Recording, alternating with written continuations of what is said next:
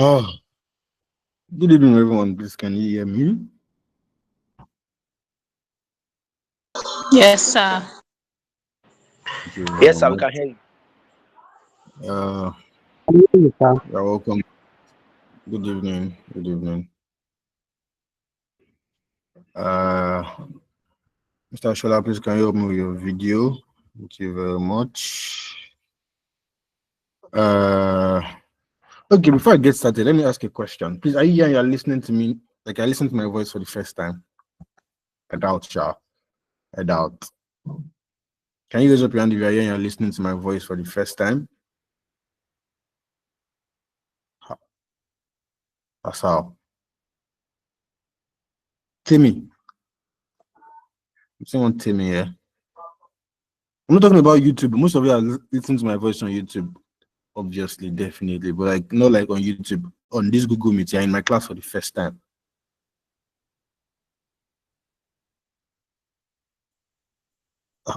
I'm seeing. Wow. This is I'm seeing about five ants. Wow. Christiana Jacob. Uchechi Okereke, Oladimeji Temitayo, Olukundimeji, Ojokayode Timi. Wow, that's weird. That's actually very weird. Can any of you talk? Ojokayode, can you tell me something? Why are you listening to me? You've never been to any of my class. Ojokayode, Olukundimeji. Anybody? Yeah, good evening. Good evening, sir. Good evening, sir. Yeah, good evening. So you never attended my class before? No, actually. Wow. But have you attended any SFM class on Apex generally? No. Okay.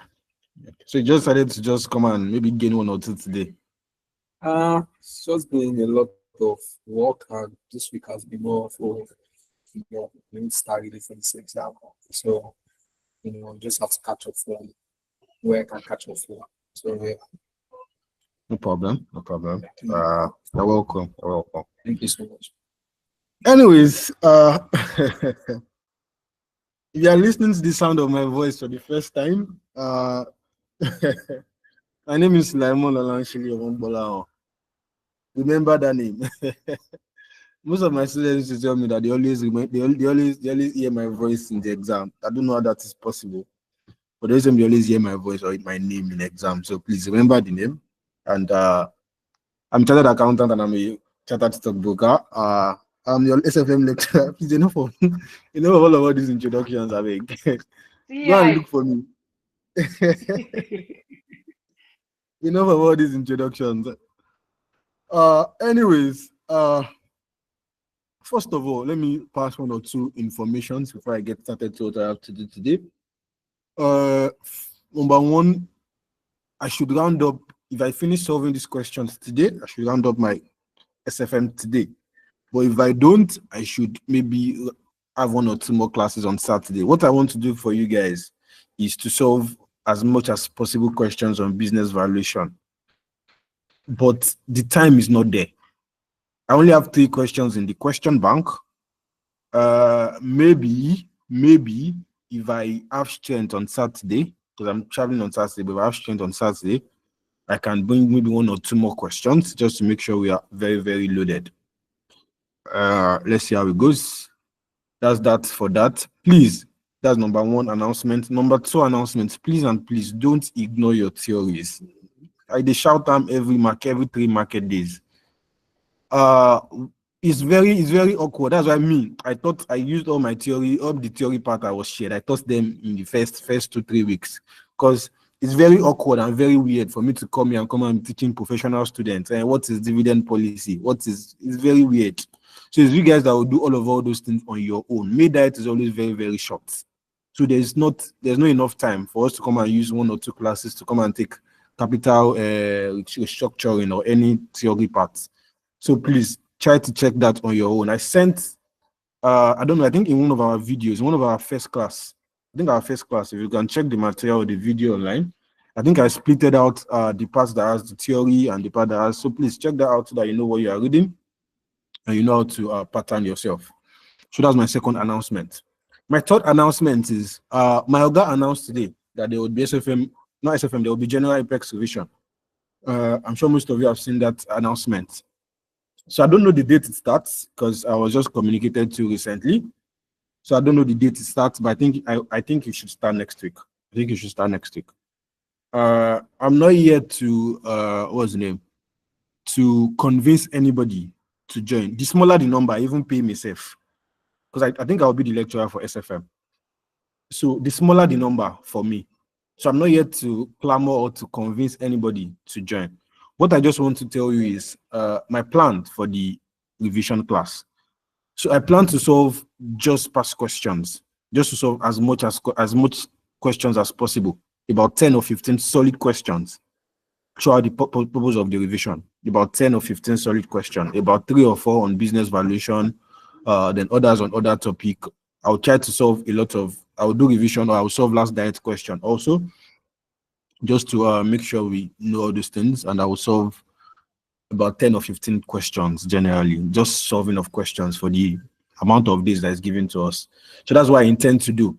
So if you feel like you would want to be part of that, I don't know, you can join, but you feel like if you don't want to, it's fine. So that is that for that, but the revision would be intense a little. So why I'm actually passing this announcement is I want, if you feel like you have read, but maybe once you solve questions, it's like your hand, I used to call it spoils your hand. Like your hand is not grabbing those questions. Maybe one or two information shows you off on one of those things.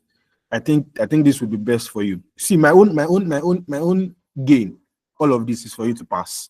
So any way that like I've said it before, my own farmer, I don't care how the egg they lay, how the fowl they lay the egg. Anyhow the fowl like make it lay the egg. If you like me lay the egg for me head, I particularly don't care. The only thing is that when I get to my farm, let me see egg. When I get to your result, let me see pass. That's the only thing.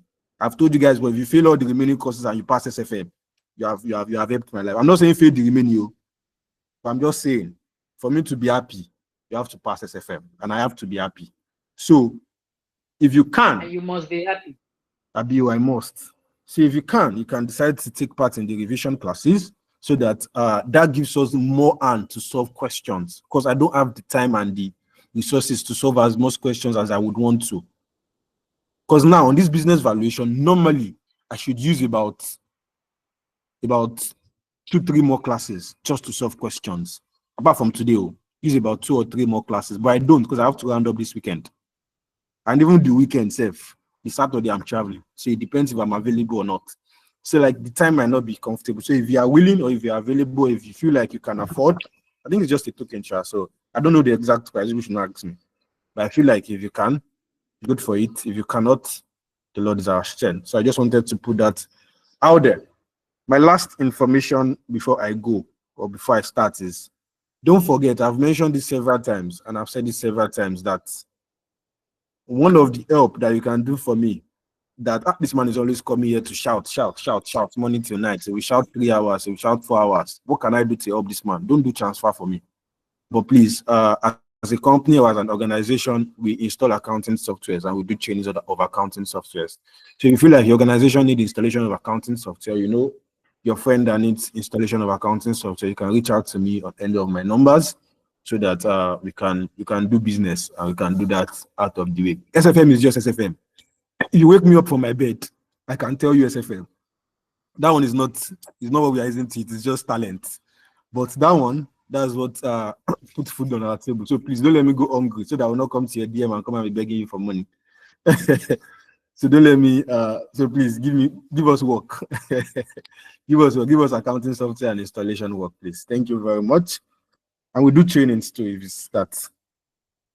Anyways, all those paparazzi being said, I was just trying to wait for more people to join so that I can begin my class, because business valuation is not a topic I would want most of us to miss.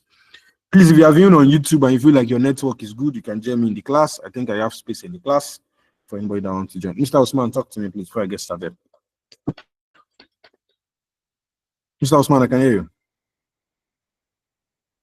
Oh yeah. Umar Osman. Okay, so I'll take that as is not available. Anyways, this, good evening, sir.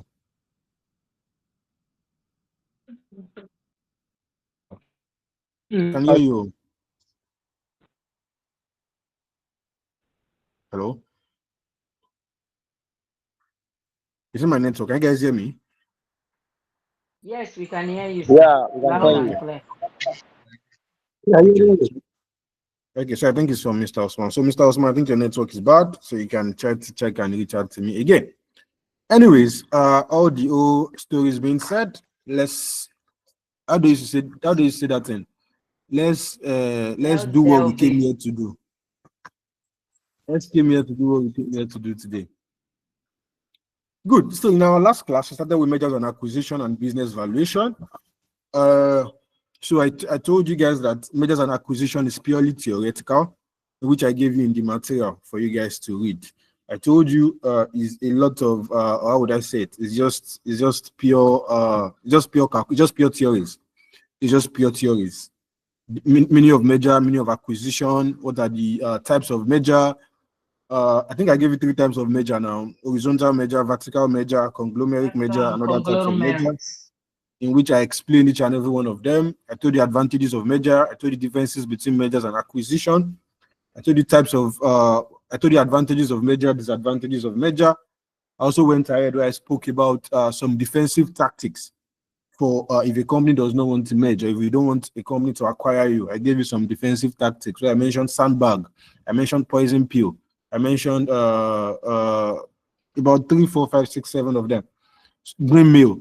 So please try to read those by yourself, please and please. They come out very, very well. Please try to read them. I sent the material again today, so please try to read those or by yourself.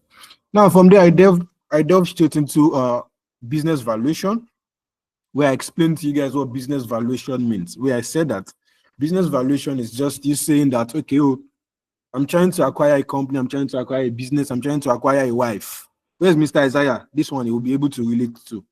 And then they always acquire a wife.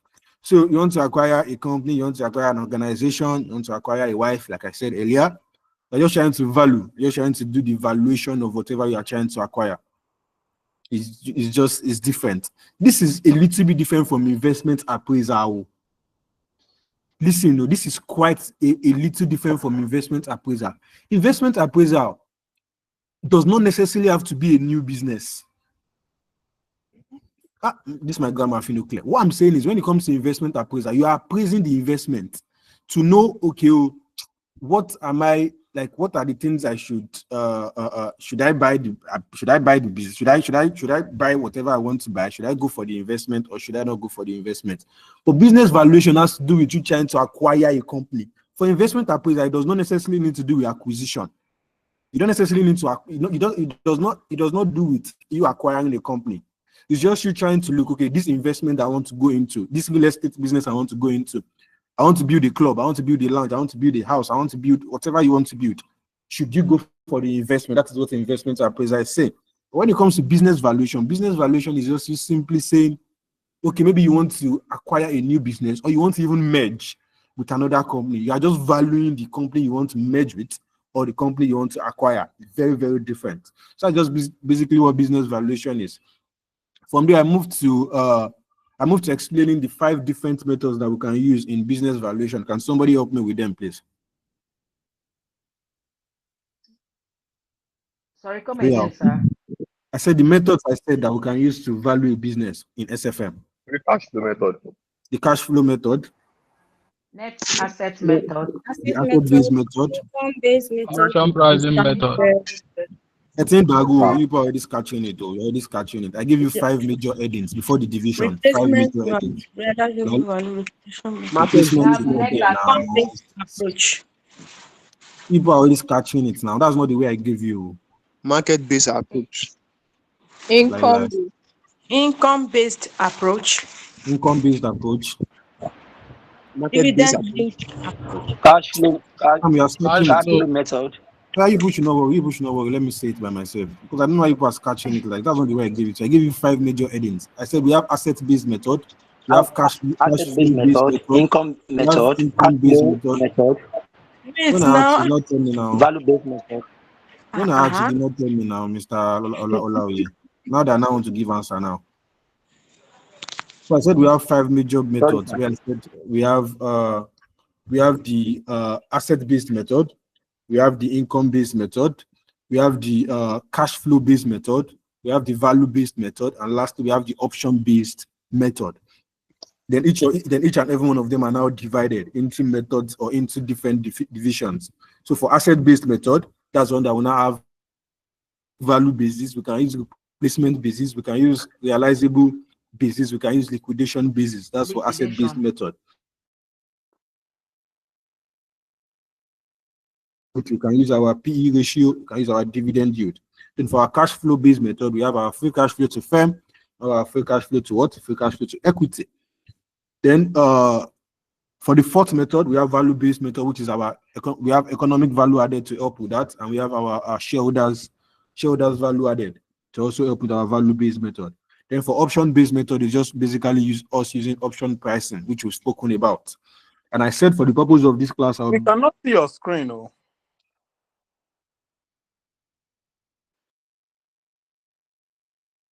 do option-based method, but I don't know. I'm looking for questions.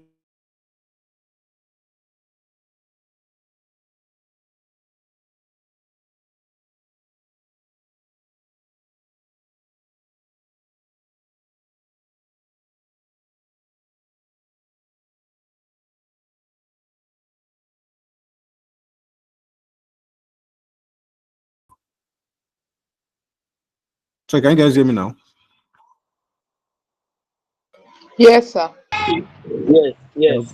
We can hear you, sir, but at the same time, we can't see your screen, sir. Because I'm not showing anything on my screen.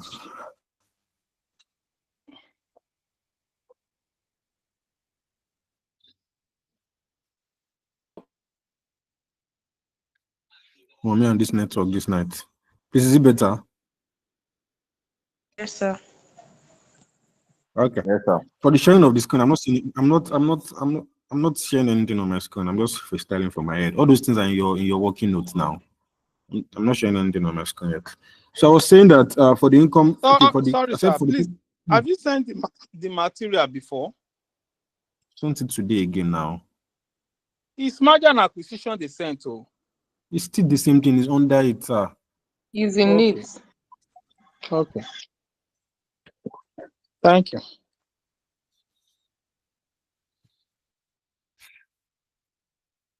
Please, can I continue without distractions now? Yes, sir. Thank you very much. So as I was saying, and please, for my newcomers that are just joining my class, let me just say, please, I always appreciate it. Maybe you maybe give me a raising up of your hand so that I can call you, so that I get easily distracted, so I don't get distracted, so that I can just call you, then you talk to me. It makes the class even in order. You get ahead. Thank you very much. So as I was saying, I said that for the purpose of this class, we will do asset-based method, income-based method, and cash flow-based method only. For value-based method, I already told you guys, that's your EVA, majorly your economic value added. And I don't think I would come here and teach you economic value added. It's a topic you should have done in skills level. So for people that skipped skills, I don't know, check I can pack, try to understand what we are doing there.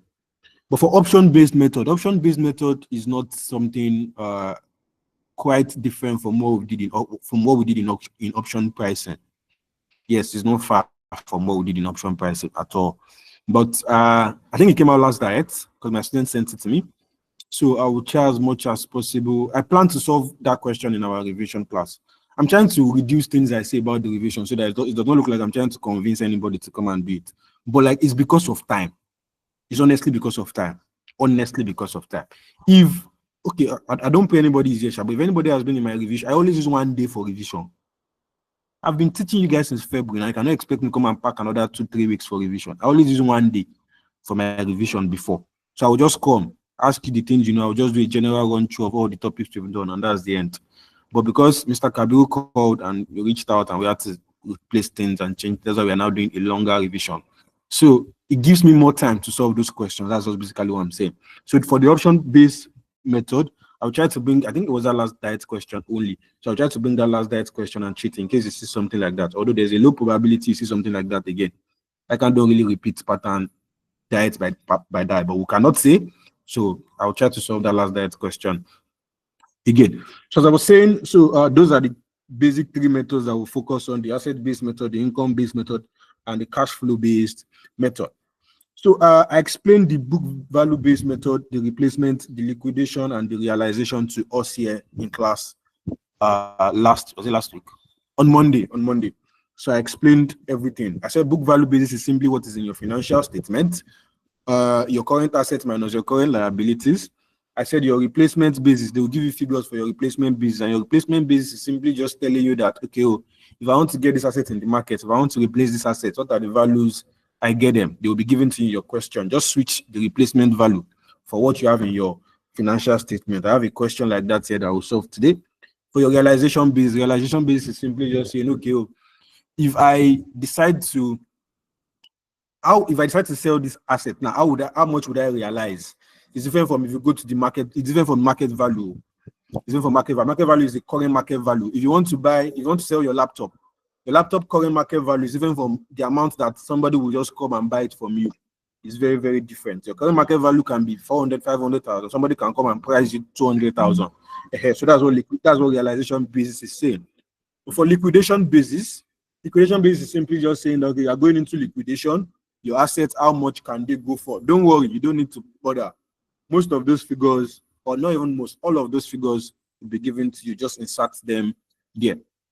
For the income-based method, we have the earnings yield, we have the PE ratio, and we have the dividend yield method. I gave you the formula for all of them in our last class. And for our cash flow-based method, we have our free cash flow to firm, and we have our free cash flow to what?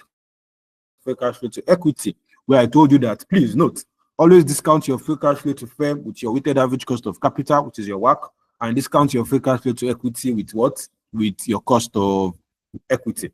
So those are basically the things I said. And from there, I moved to the things you need to do, or the major thing, if you are with the working note, please, I prefer you open it so that if I'm making mistake, please correct me. So I moved to the things you need to do. So where I said that things that are reasonably, the questions I've seen I can ask generally, mostly, the things they ask you to do is, number one, they ask you to calculate synergy. So I was explaining synergy. I was telling you that synergy is simply what they tell you that 1 + 1 equals to 1 minute, please. 1 minute. John, let me reduce that thing. Let me reduce that volume. It disturbs me. So I was saying that synergy is simply what you say when they tell you 1 + 1 = 3. So 1 + 1 = 3. So what it means is I'm coming to maybe acquire a wife. I'm coming to like acquire a wife. So what it means is, okay, I'm coming with 1,000 naira. She has 1,000 naira. When we merge together, we must have 3,000 naira. That's what it means. If you want to acquire a company, you have 20,000 naira as your equity. The best company has 20,000 naira as their equity. When you guys merge together, it must give you what, about 50,000. That's like the extra benefit on it. I give an example in class the way I said that as a bachelor now, you live recklessly. You buy food outside, you live on your own because you don't have responsibilities. But the moment you merge with somebody, there are some benefits there's some synergy that comes with. Example, your cost reduces, although it does not happen in Nigeria or in our real life scenario, but I'm just saying. But in paper, that's what it's supposed to be. Your cost is supposed to reduce because normally when you were a bachelor, you were buying food outside, you could spend any amount on anything you want. You could buy any furniture or anything you want. But now that there are responsibilities, or the food that you were buying outside, now you cannot buy the food because obviously they'll cook for you at home. The amount of time you were using in the club, in the lounge, you cannot do all those things again. So there's cost benefit to it, to you getting married. So that's where it's supposed to be for with mergers and acquisition. When you acquire a new company, there's supposed to be a cost benefit to the acquisition. You're supposed to benefit from a reduced cost. We also have a revenue You also have a revenue benefit synergy. So what it means is once you acquire a company, if you're making 20,000 naira before, the revenue is supposed to or expected. Don't let me use the word supposed. It's expected to increase because you have merged or you have acquired a new company. We also have what we call financial synergy. Financial synergy, which is simply saying that if I merge with a company, if I was able to get 20 million or 20 million loan before, because I've merged or I've acquired a new company, now a bigger company, I'm supposed to have access to more loans and lower interest. That's what financial synergy is saying. So I can ask you to calculate synergy. You can also calculate, I think, acquisition premium, maximum price, minimum price, and net benefit to shareholders, in which I gave you formulas for each and every one of them in class on Monday. So those were just that's just a recap of everything we spoke about on Monday. So I'm just here to solve questions on everything we spoke about. Please, do you have any question, any observation, any conclusion? Let me take that for the next 2 minutes before I begin to solve. Questions, observations, conclusions, observations, anything. I've asked this question in class before, and somebody told me the person said he does not like my voice. It was funny. It was even a man. Make a man, they say you don't like my voice. Like, what were you expecting? Are you supposed to like my voice? Ha. Mr. Benjamin, talk to me. 2 minutes. 2 minutes. Oh, yeah. Talk to me. Hello, sir. Good evening, sir. Can you hear me now? Clearly, sir. Okay, thank you very much, sir. Please, sir, I don't know. Could you please refresh me or rather us about these formulas for this earnings yield and dividend yield? I didn't really get that when I was jotting it down, please. I actually cannot refresh you because it takes me it does me back so much. But we have a question on it today, so maybe when we solve, you see it. Thank you very much. Miss Lydia. Miss Lydia, Sir, good evening. I just want to tell you that I love your voice. Like, I'm crushing for the voice.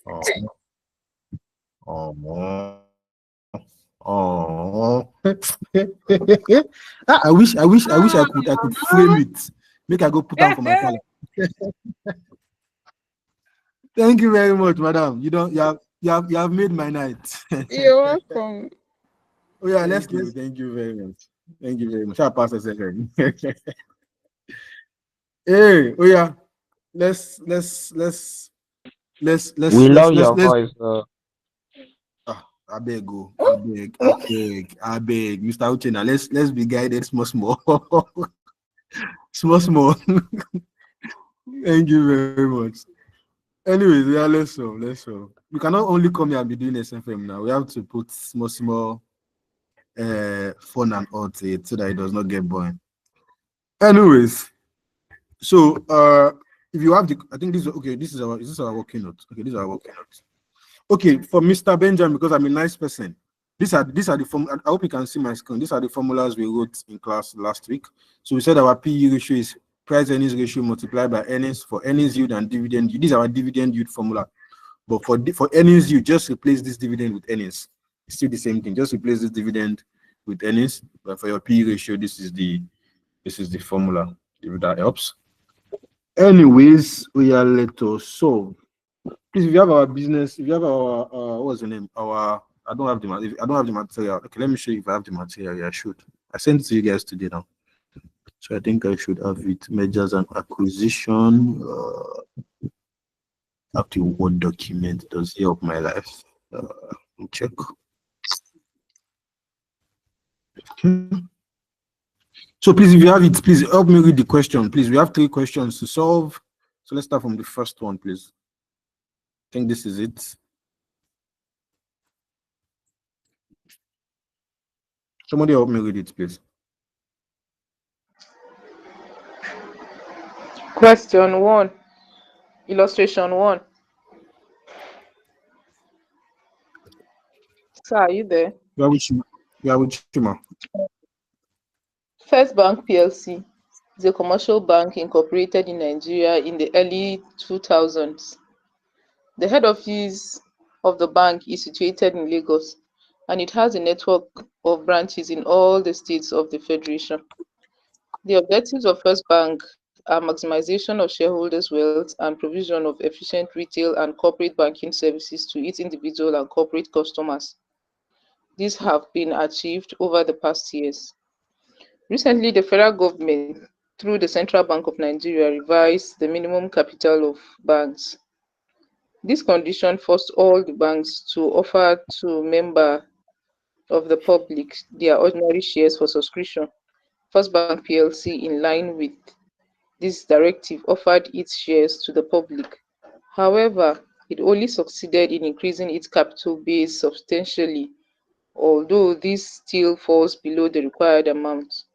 The only option that is open to First Bank PLC, if it wants to remain in business, is to merge with another bank in good track record. The bank which comes to mind is Dundee Bank PLC, which Dundee Bank PC, which essentially managed to increase its capital base to 10 billion naira. The board of First Bank PLC is considering making an offer to Dundee Bank PC. The offer is to fake the form of merger on a share-for-share exchange basis. The new bank to be formed is to be called Assured Bank PLC. Extracts Assured, from go on. extracts from the recent accounts of the two banks are given below. Balance sheet No, extracts. the figures are correct. I hope. All right. Yeah, we hope so too. Both companies retain the same proportion of profits each year and are expected to do so in the future. While First Bank's dividends are expected to grow by 12%, those of Dundee Bank are expected to grow by 4% per annum. After the merger, that is in 1 year's time, Assured Bank PLC will retain 60% of its earnings and post-merger dividend growth rate is expected to be 10%. The dividends of both companies have been paid. The required rate of return of the ordinary shareholders of First Bank PLC is 15%, and that of Dundee Bank is 12%. After merger, this will alter to 14%. A. What is the type of integration anticipated by First Bank PLC called? B. If the merger is to take place immediately, calculate sub 1. Market values of the two banks before merger. Sub 2. Maximum price First Bank PLC will pay Dundee Bank PLC. That's that, sir. Okay. Thank you very much, madam. Thank you very, very much. Okay, before I go to the question, one thing I noticed over my experience is that what makes students fail or get confused in exam is English. Honestly, is English, is grammar. Once you people have read the question and you don't understand the English that is being blown, you just feel like you don't know it. Then when somebody solves it for you, just 3, 4, 5 lines, you'll be like, I'm sure most of you can relate to what I'm saying. You'll be like, see that thing I don't know, but it's a lie. You knew it. You just could not interpret that question. So I always feel like your first job in exam is not to rush, and I think I will do a video on exam tips. I hope I have the time. It's not to go and carry Bible and start solving. No. Please interpret the question first. Understand the question that, okay, this is what I'm supposed to do first. Once you know what you are supposed to do, the rest is simple. But if you don't know what you are supposed to do, they do. You come and say you've injured icon. Know what you are supposed to do. Know the question. Interpret the question very, very well first. And I've told you another trick. If after all heavens are falling, you don't know how to interpret the question, maybe you've forgotten all the thing that they taught you in GS. That's why UK and US, we used to, they used to tell us to write, is it IELTS? They don't believe we understand English. So if you've read the English and you've read all the grammar and you don't understand what you are supposed to do, I've told you guys the trick. Everything you know that you think it could be, you do it there. Don't leave your paper blank. Anything you feel you should do, that you feel that it could be, write it there. Just do it. Don't leave your paper blank. Do it there. Thank you very much. So this question now, based on what she read, First Bank is a commercial bank. I think he wants to acquire Dundee. Fine. So this is the two of them's financial balance sheet extract. They say both companies they retain the same proportion of profit and are expected to do so in the future. While First Bank's dividend are expected to grow by 12%, those of Dundee Bank are expected to grow by 4% after the merger. So you see the way I can work. One thing I've noticed is they don't merge their stuffs together, their informations together. So they always give you information for a particular one part first, then give information for another part if you know what you are doing. So left to me, because I know what I am doing, after the merger, all these informations are for after the merger, which is a post combination post merger after they've merged together. So any information I need for my post merger, first place I will look is here. Me in my exam, I feel like sometimes I used to write inside my question more than I write inside my answer. With pencil, obviously. I write inside my question more than I write inside my answer. If it was, I would have used the pencil, draw a box around this place. Now put a dash, call it post-merger information. Why? It helps me. So that I know that whenever it's only the things I don't find there that I go somewhere else to look for. Any information that is not here. But the ones I need. And all these ones, see, the dividend of both companies have been paid. You know that all these ones are after they've merged together. So I'll just put a box here, call it post-merger information. So anything else I need, go and be looking for it there. Both companies, these ones are before the merge. All these other informations are before the merged. Thank you very much. So A is what is my A? What is what type of integration? I think this is an icon question. I cannot remember the year, but I know it's an icon question. What type of integration is this? Like what type of merger is this? Yeah. Horizontal merger. Horizontal merger. Horizontal merger. Why?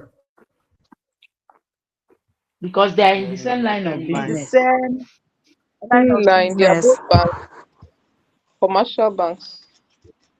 Horizontal. Another thing that makes students feel, if you notice the way I'm saying, it's because it's exam times. If I was beginning, I would not be telling you, but like the way I'm explaining, I'm telling you things that mistakes to avoid. Some people in exam, they will just come here and say horizontal merger, and you will go away. This is not your school exam. This is a professional ICANN exam. This horizontal merger, if that mark was, I don't think mark was allocated here. If this is 3 marks, for you, you just have to horizontal merger, maybe 1 or half. Yes, now examiner knows his horizontal merger. You could have guessed. Do you know? Yes, anybody could have guessed. Okay, we have 3. Tinko, bam, you pick horizontal, you feel like you get 3 marks. In this ICANN, like you will come here, you will say, bam, it is a horizontal merger because First Bank and Dundee Bank are in the same level and also in the same line of merger or same line of business. I'm not Is your seeing network, man? Okay. Is your network? Same line of business or operations, which differs from the other types of merger. Full stop. Abba now. See cooking. You just believe me. If I still want to write 3-4 extra lines, I can still write it because I did English in school. If I still want to write 3 extra, it's just if you come here, you say, furthermore, I'm just saying, furthermore, this one, I'm just letting you guys know you can write 3 extra lines. You can say, furthermore, furthermore, because First Bank and Dundee Bank are in the banking industry are in the banking industry, this qualifies them to be a, or this qualifies it to be a horizontal measure, or anything for the 3 marks or 4 marks. If you are still another person, you still come here, you see that in addition. But like what I'm just practically saying is, don't just come here and write 1 line. This thing I wrote here from this furthermore 2 lines is not different from this thing I wrote here. They are the same thing. It's the same thing I'm saying. This furthermore because blah, blah, blah, is the same thing I'm saying here. But they are different English.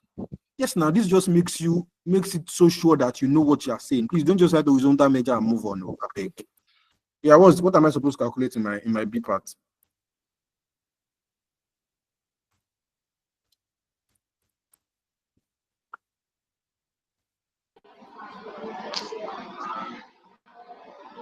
What am I supposed to calculate in my B part?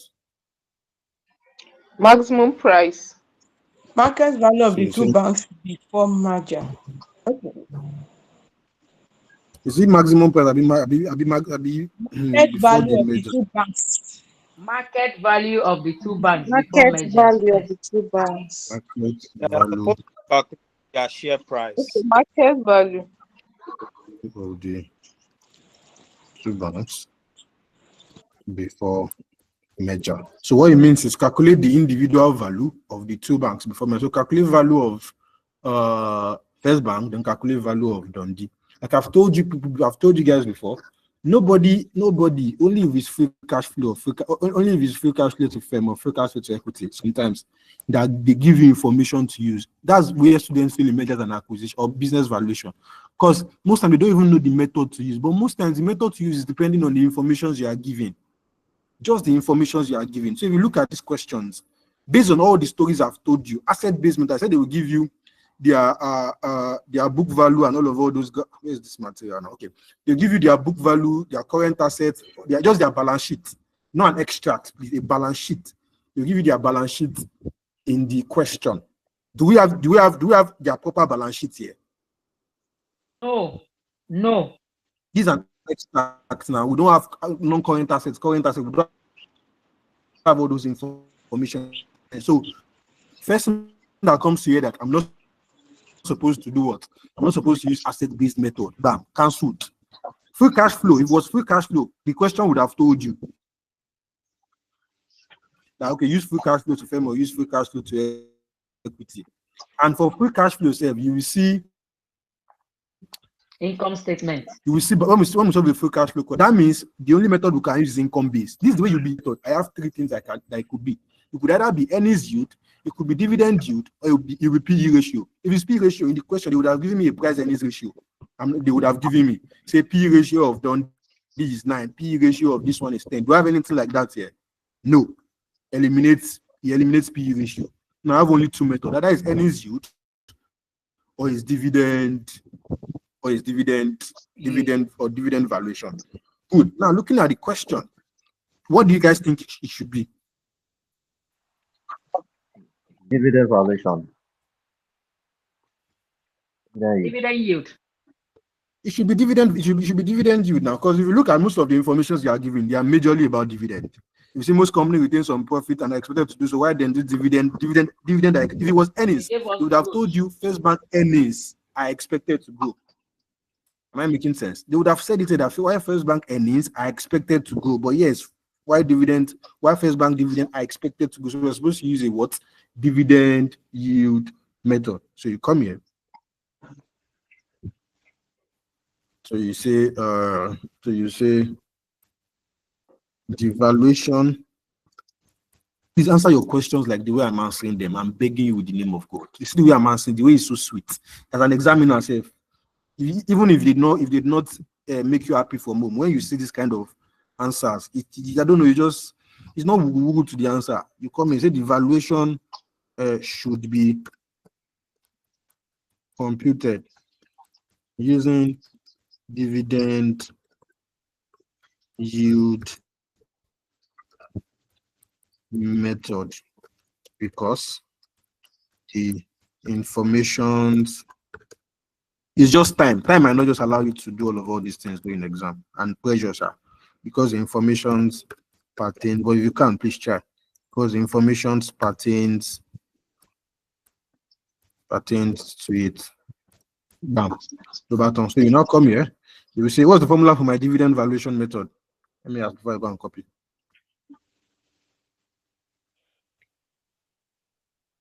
What's the formula for my dividend valuation method?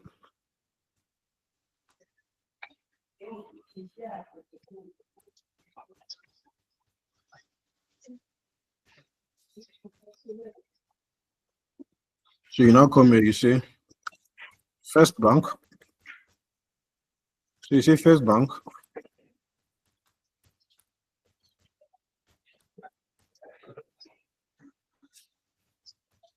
What's the dividend of first bank? Oh yeah. 1,080. 1,080 naira. So you say 1080. What's your growth rate? It's 12%. 0.12. What's your cost of equity? 15%. No.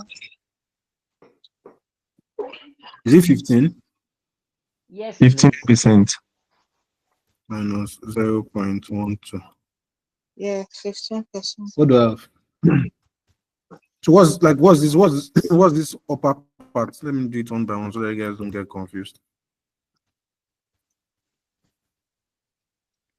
So what's this upper part?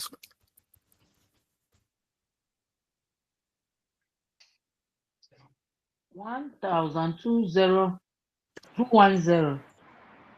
1 down 2, 209. 1 and 209. 1,210. Which one am I 210, writing sha. now? 210 approximately. That's fine.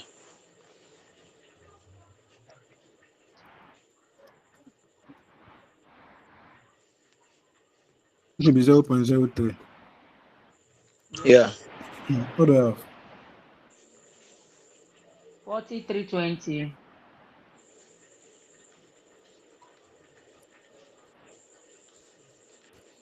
No button. Like that's all. This is all you're expected to do. All. This one like this. Most of you would have gotten thrown off. But this is just basically all you're supposed to do. So you come here again. Yeah. Somebody's unmuted and you're disturbing me. Somebody's unmuted and you're disturbing me.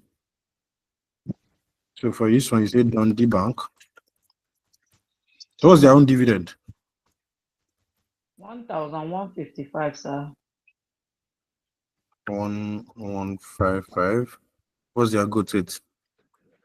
4%. 0.04. Their cost of equity, is it the same thing? No. No. 12%. 12. 12%. Yes. So what do I have for the up part?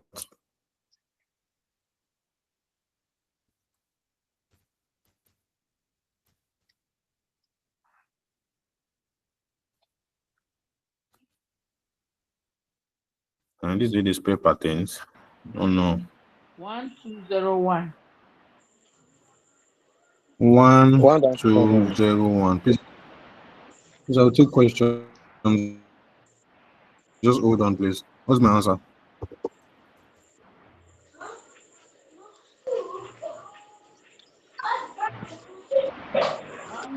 15013.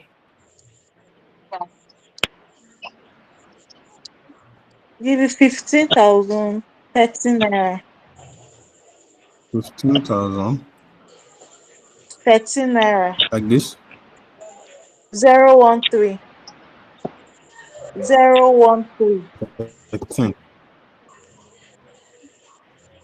Okay. But this is what we're supposed to do in the first, like that first question. See how many lines is this? 1, 2, 3. No baton. This is all we are supposed to do. That thing, like, I don't think it will be. I don't know the exact question, right? But I don't think that will be less than 5 marks or 7 marks. 45 to go. Just 2 lines. Please, SFM is very easy to pass. You just need to know. Yeah, I think somebody wanted to ask me one question that time, real quick. Starting today, I think your background is noisy, please. Thank you very much. So, yeah. So requirement, you ask me now. Maybe I was asking that time. Who is the person? Mr. Benjamin, you talk to me. Yeah. Real So I quick, real said, quick. is it possible to have a situation whereby the growth rate will be more than the cost of equity? Anything I that's don't know given if you to you get in the the question. question. Okay, all right. Anything that's given to you in the question, but it's rare, Sha. It's rare.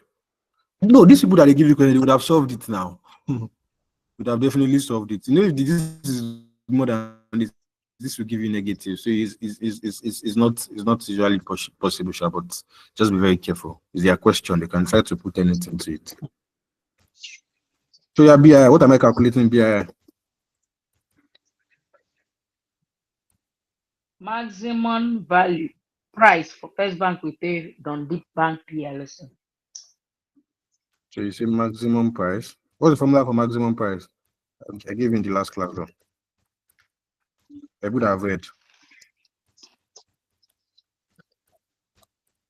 What I give you Value for of the formula for combined maximum? company. Value of Value of combined the company company. minus value of Predator. That's parent company. Value of combined company. There's no parent company here. Oh. Because I'm already hearing parent company. Oh, Minus sorry. value of Predator company. Value of combined. So I said in class that the Predator is the company that wants to acquire somebody. Target company is the company that wants to be acquired. So you can say acquirer and acquirees, anyone that works for you. So Predator is an acquirer in this situation. A target is an acquiree. So this is the value of combined company minus value of Predator company. We've calculated value of Predator company as 4320. So all we need to do is just calculate value of what? Value of combined company. So if you want to get the value of combined company, what's the dividend of the combined company? They give it to us. Is it post dividend or pre? Everything we'll be using is combined now, is post-merger. It means they've merged. Any information. So that's why that information that if you had circled, it would have made sense. So that's where you'll be looking for all your information now, because that's where value of combined company information is. So what am I combined? What's the dividend of my combined company? 14. 14. Let's look at it together. What's the information on it?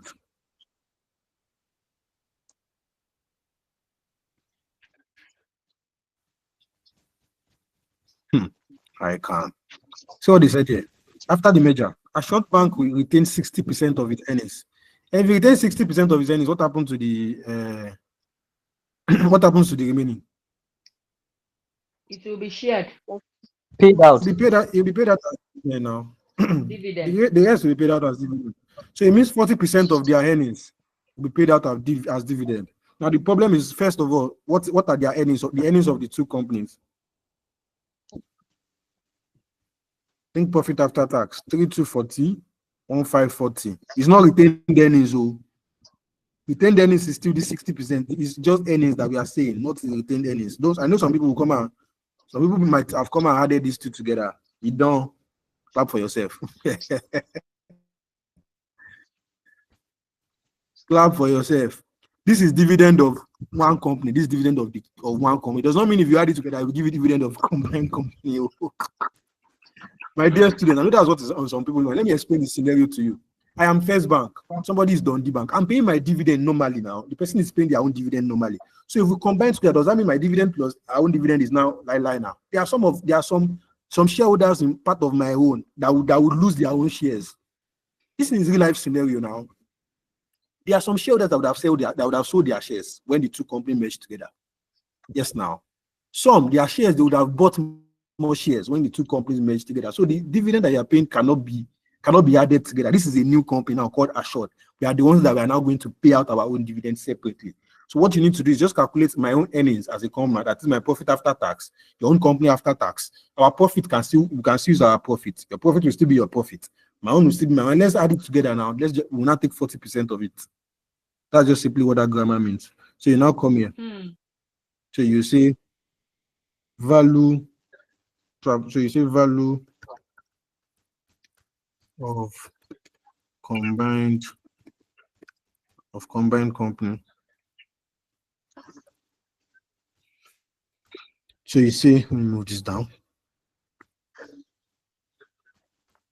So you say earnings. So you say First Bank. What's First Bank earnings? Yeah. Forgotten the figure now. 3240. 3240. You say Dundee Bank. What's the figure? 1540. 1540. Okay. What's the total earnings? 4780. 4780. So you now say this is the total earnings, and inside this total earnings, 60 has been paid out as earnings. 60 is held as the retained earnings, 40 is held as dividend. We can now say post major dividend is equal to 40% multiplied by 4780. What do I have? 1912. 1000 what? 9112. 912. So this is my thing now. So you don't soft like that. So you now come here and say post major value.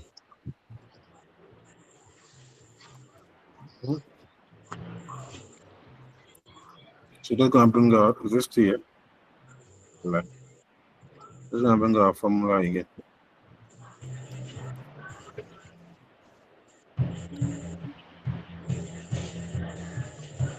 What's the dividend now? 1912, 1912. What's the post major growth rate? 12%. Sorry. Damn, no. 10%. 14%. 10%. 10%.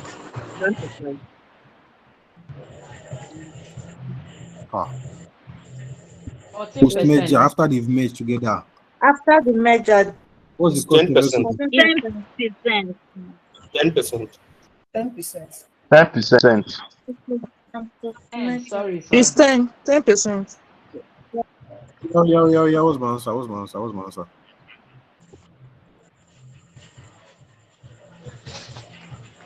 Bring this up first.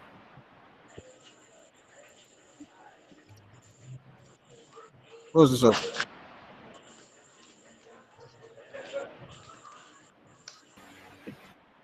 Two thousand 2000.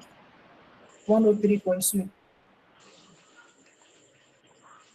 It should be 0.03. I mean 0.04.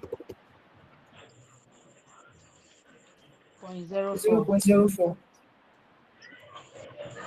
What do I have?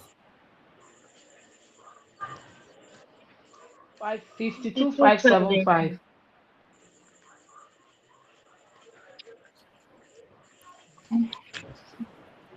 52,580.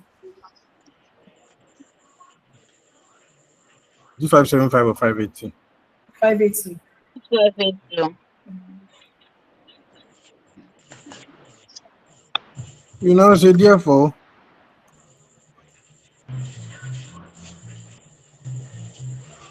maximum price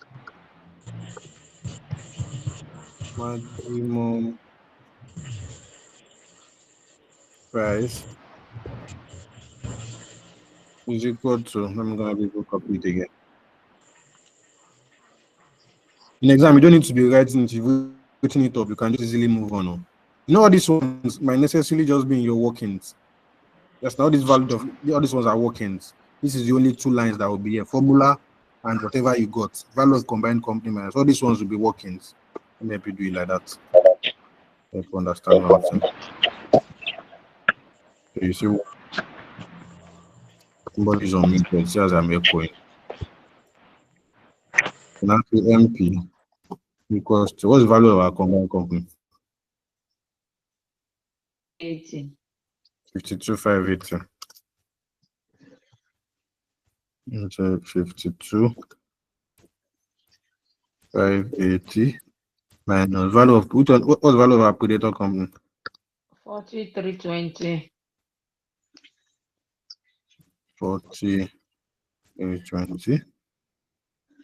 So my market price equals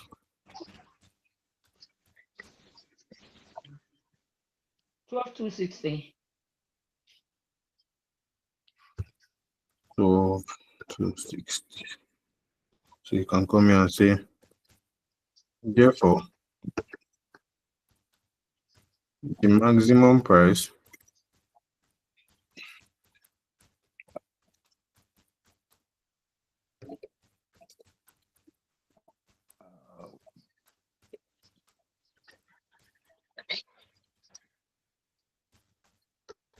low button as simple as ABC. Very, very simple. Let me ask the class a question. What is the minimum price? What's the minimum price that Dundee will collect? 15,013 naira. 15,000. Why did you say so? Because that's the value of Dundee, and they won't collect anything lesser than their. Why did you say 15? That's the market value of Dundee, and I don't think they'll collect. Thank They you very would much. not. So when you hear minimum price, thank you very much. You're correct. Minimum price is your own value. You will not collect anything less than your value. You will not collect anything less than your value. So minimum price. So if this question, I know some people's what's in some people's mind is why is the maximum price that these people will pay is 12,000, but their minimum that this one will collect is 15,000. Listen to me. These are just basic figures. Minimum price is not minimum price is not in the question, so it might not be reasonably to relate them. If it was in the question, it's different. This question just wanted you to calculate maximum price. So basically, maybe that's why the figures are not. I'm not. These are just figures now. So, if you have any questions regarding anything with software, if you have any questions, ask me please. People streaming on YouTube. I'll go with me. Please, do you have any questions regarding anything I've spoken about, please? So we understand it. Yeah, question 2. Yeah.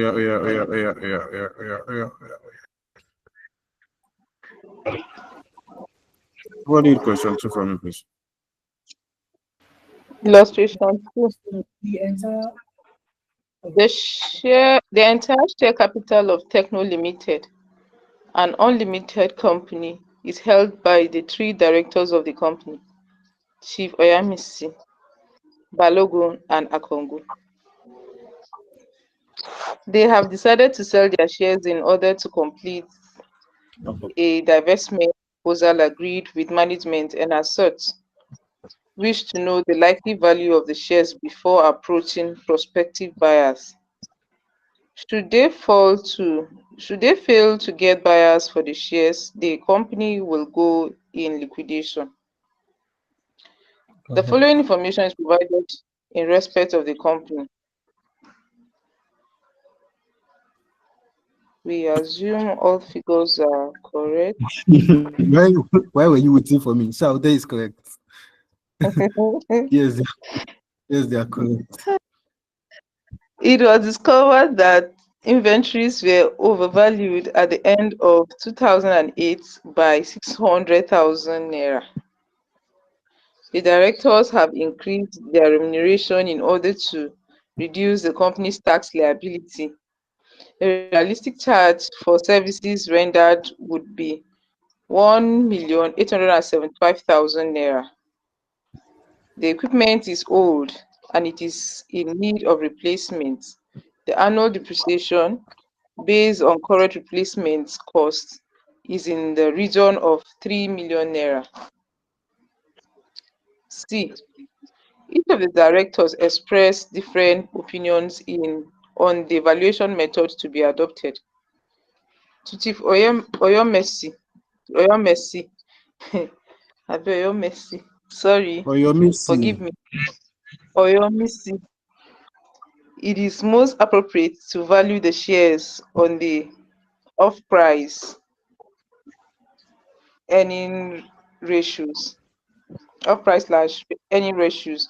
For this purpose, he argues that earnings should be defined as the average reported profit for the last 3 years after proper charges for depreciation and directors' remuneration and correcting the errors made on inventories in 2008.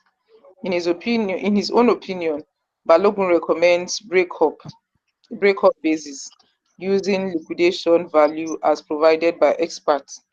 Akogun, on the other hand, believes that dividend yield basis used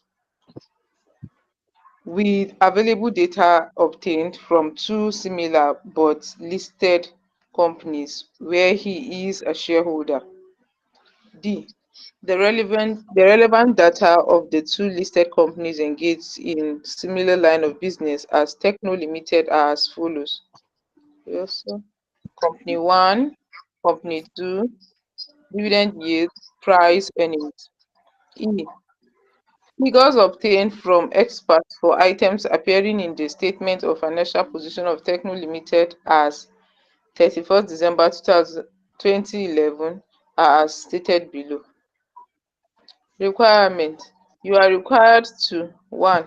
Compute the value for the entire share capital of Techno Limited using A. Price slash earning basis with earnings computed on the basis proposed by Chief Oyomesi. B. Net assets basis. C. Liquidation breakup basis. D. Replacement value basis. And E. Dividend yield basis. Notes 1. Assume you are making the valuation as at 31st December 2011. Ignore taxation and liquidation costs. Show all workings. 2. B. Identify any two limitations associated with each of the methods above. That's that for illustration 2, sir. My question is the written. I don't sleep, wake up. Sir, it's very long. No, wow. And confusing. Very Hello, sir. confusing. Please, I want to ask a question, sir. On what, sir? Yeah, I've on been raising my hand since. the solution we did earlier, sir. Ask me. Thank you, sir. The way we did it is what I did at home, but I was tempted to use earnings because we are given rate of return and we are not given cost of equity. So that's where I want to make sure that I'm in the right line so that in the exam I won't fall that trap. Come again, I don't understand. They were giving what? Rate of return. Our rate of return is used when we are using that should be earnings. So that's why I want so that I won't make that mistake in case of examination. Thank you, sir. Let me ask you a question. Sir, please, I Come want in, to before I beg ask. us for something. Let me ask you a question. What did you say we're not giving again? This is rate of return here now. Rate of return, not cost of equity. This is a question I want to ask. What's the difference between rate of return and cost of equity? I just want to ask you.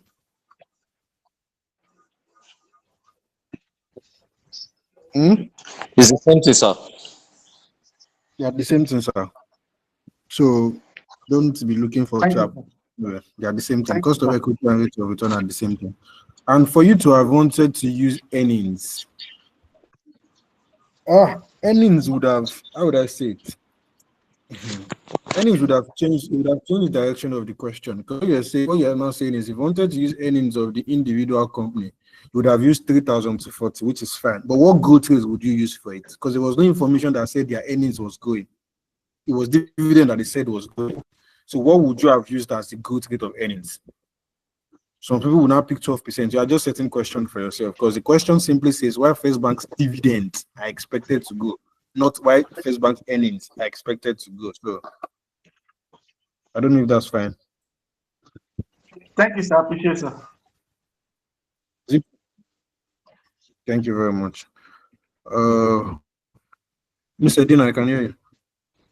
Sir, please, I just want to beg us. Some of us were not, our capacity is not as fast as others. Please, can we just slow down, sir? Help us so that we can pass this SFN. Some people are gurus, we know, but some of us, we are trying to meet up. So please, let's be a bit slow and all of us should be on the same page. Some people have already known this. They are just here for revision. Some of us, we don't know it. So please, people should help us. The ones that knows, please, people should help us. We don't know, so that we can all be on the same page. Thank you, madam. Thank you. Ivy Stone, your question.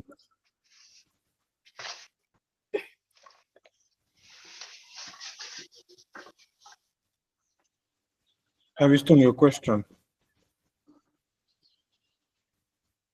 Oh yeah, Ivy Stone.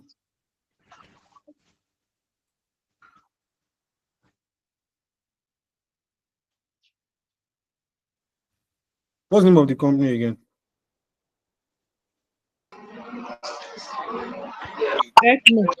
What's the name of the company, please? What's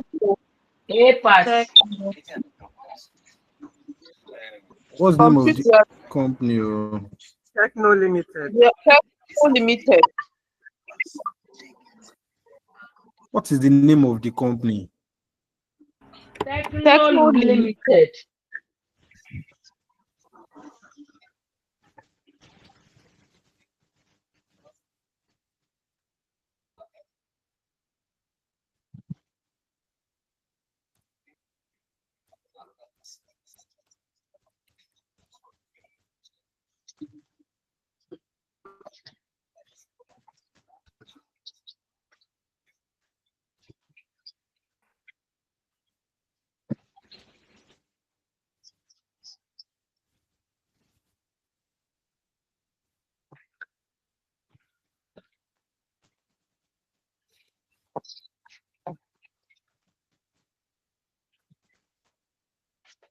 So what's the first requirement?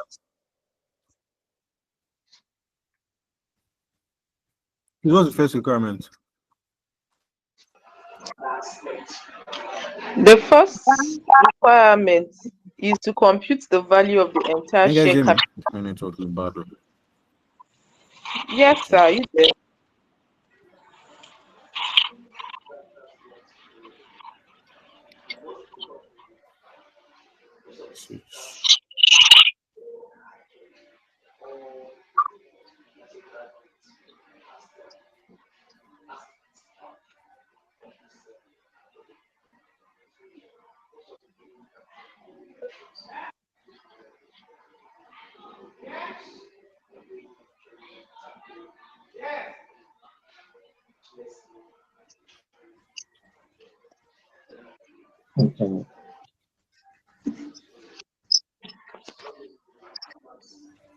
Just can you guys hear me?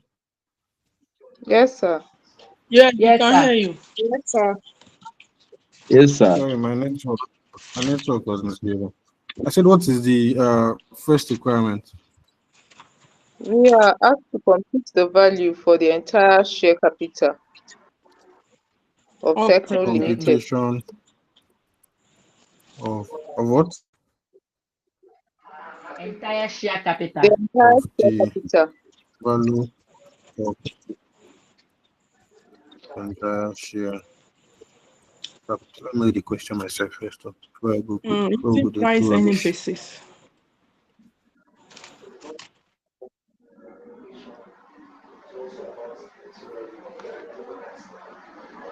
There's this question. So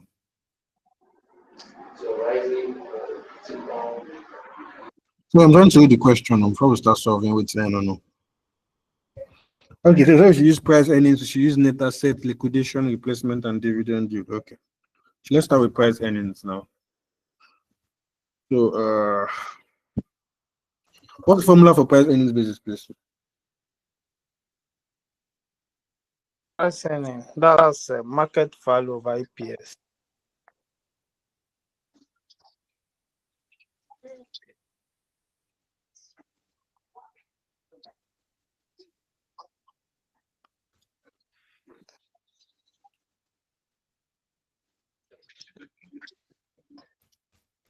Hmm.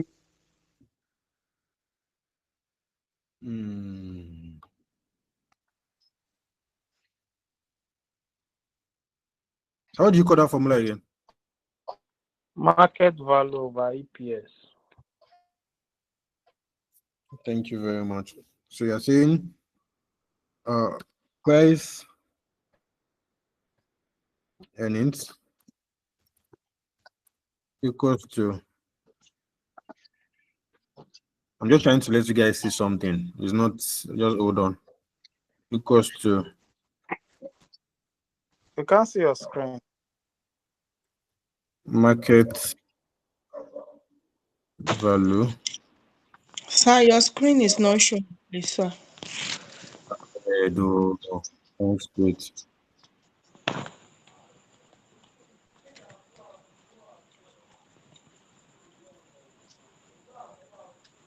Okay, I think you should be seeing it now.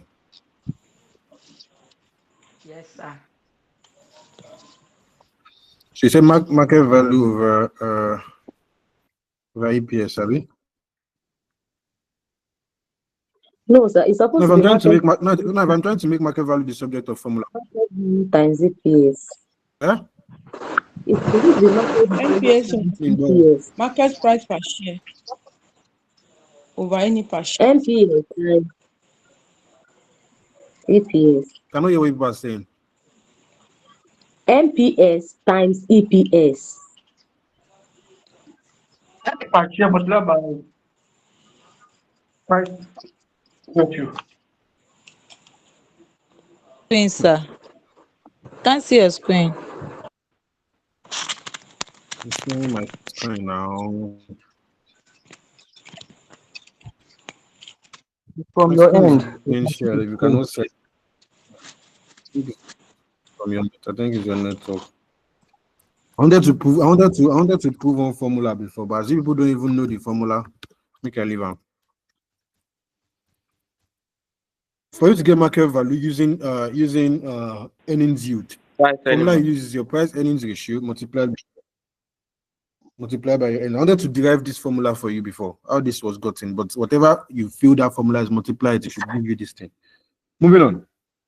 Now, the problem with I've told you guys before when in our last class where I said that the problem with using PE ratio or using price earnings is usually that this ratio would be given to you.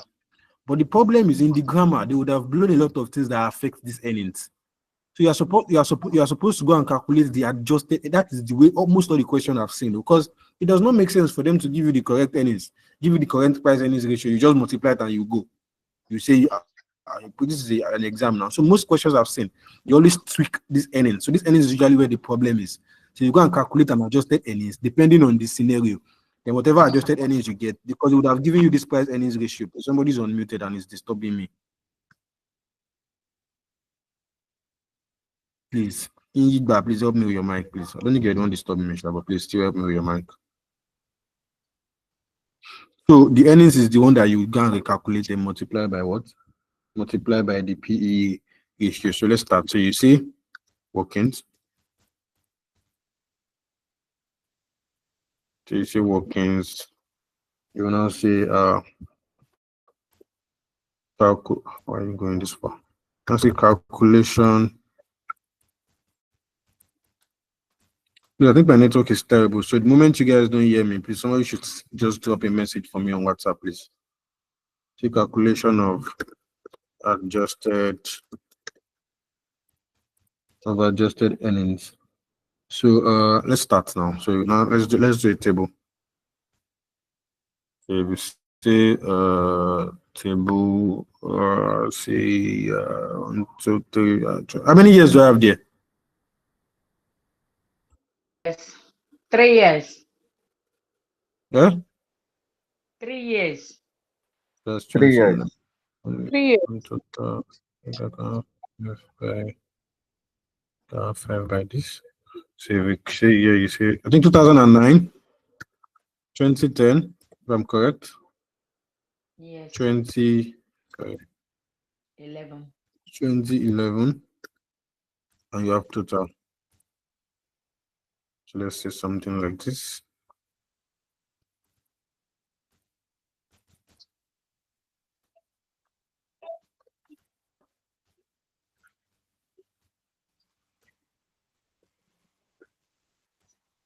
So yeah, what's the first mistake that was made based on their grammar? Inventory was overstated. Inventory overvalued, Abi? Yes, sir. Yes. By 600. Inventory overvalued in 2008, if I can remember. So this inventory was already it was overvalued in 2008. So what it means is inventory of what's the name? The problem is the mistake has already happened in 20 it has already happened in 2008. That's where the mistake already happened. So once you come to 2009, you just come and account for it. So you come 2009, how much was the value? 600,000. You add it back It in was 2009. So the next one.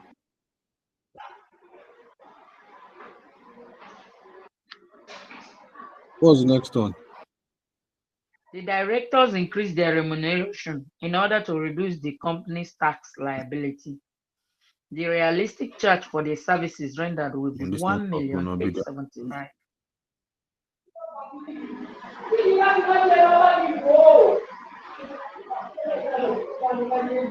So they increase the hey, who is that person now? I don't like this. So you're in a noisy background, it will not take anything to just mute your mic.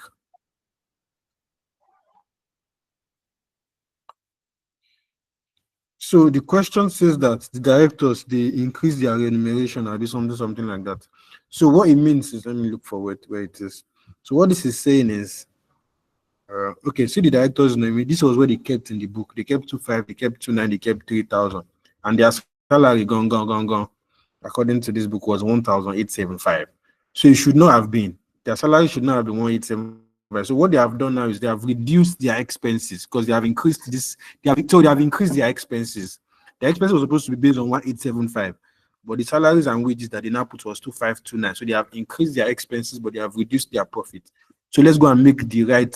So you subtract. So let's go and put differences that they act with. Let's go and reduce it from it. So what was the first one was 2.5. So 2.5 minus I think 1,875. Abi. So 2.5 minus 1,875. What's that difference? Say excess. 625. 625.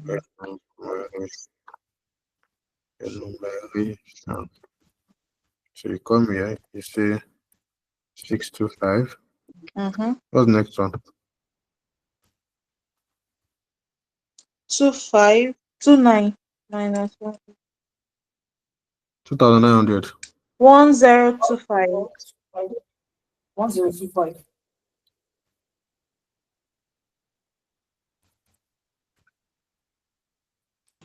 Sir, if you can hear me, sir, you can't see your screen. I can't hear you, sir.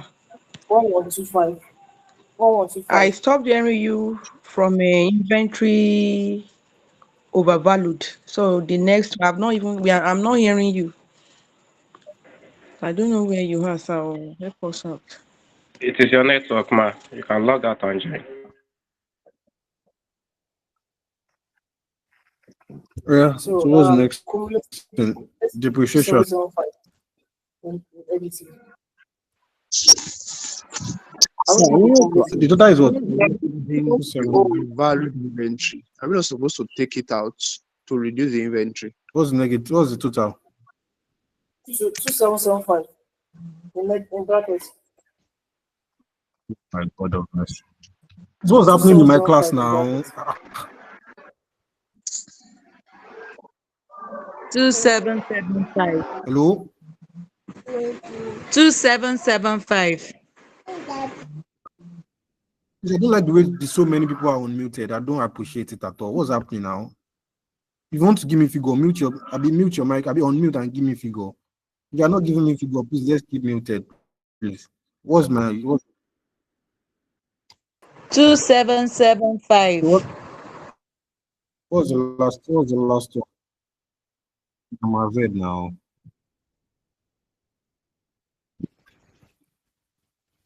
So what's the third one?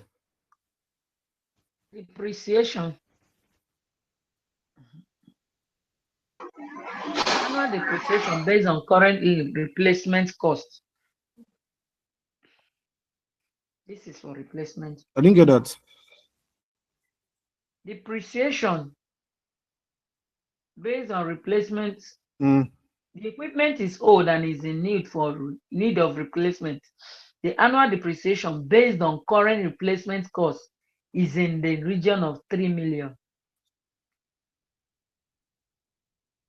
Okay. Let me get it. So the annual depreciation based on replacement cost is in the region of 3 million. Okay. And they wrote 2,250. So they wrote 2,250. So it's almost the same thing as what they have done with this director's enumeration. So 3,000 was 3,000 minus 2,250. They should have written 3,000. They now wrote 2,250. So it's the same thing they've done. So what's my 750.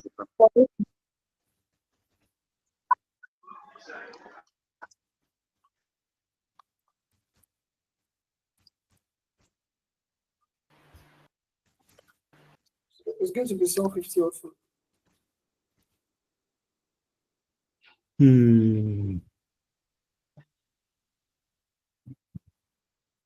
I don't know. So 750. So what will be my total? 250. And 250. This one is what? I say need one more. I need about below 1,250. So yeah. So this one is what? 2,250. 1,000. 250.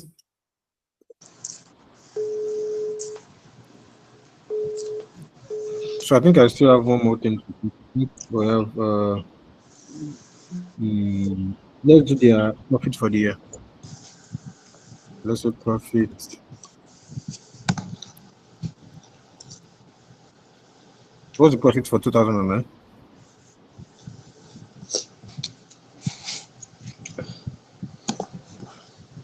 What's the profit for 2009? 3,250. 3,000. This thing is in that question. For 2010. 3,600. 36. Next one. 4,175. 4,175. What's the total? 4175. What? 11,025. So you now come here, you now say adjusted earnings.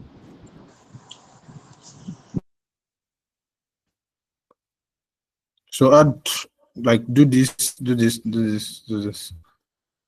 That is 600 minus this plus this. What do I have?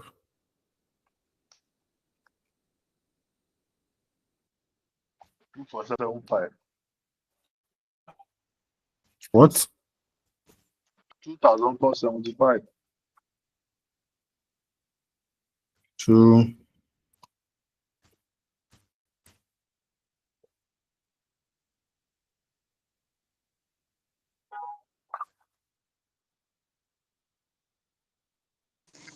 3875. 2 what? 3875.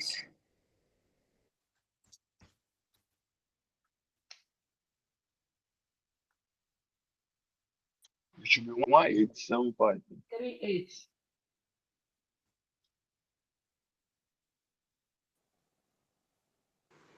It's one eight How seven is it five for the 3875 when you're so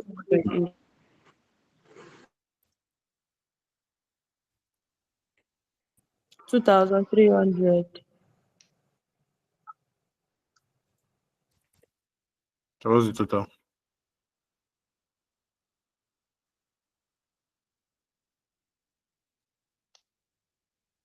6650. 6,000. Yeah, 6650. 6,650. But don't forget that this 6,650 is the earnings of 3 years. So you now come here, you'll say average earnings is equals to sorry, let me do this here.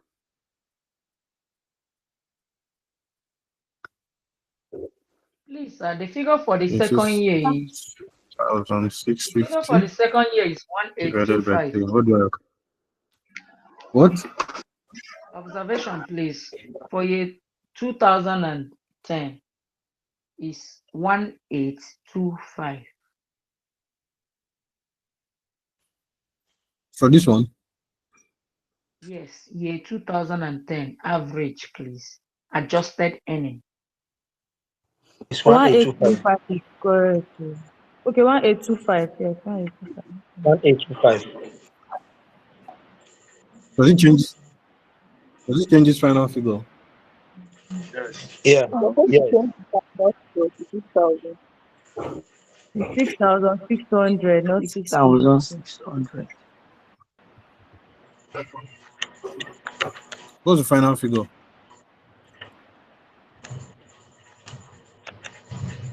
6,600. So, 2200 divided by 3.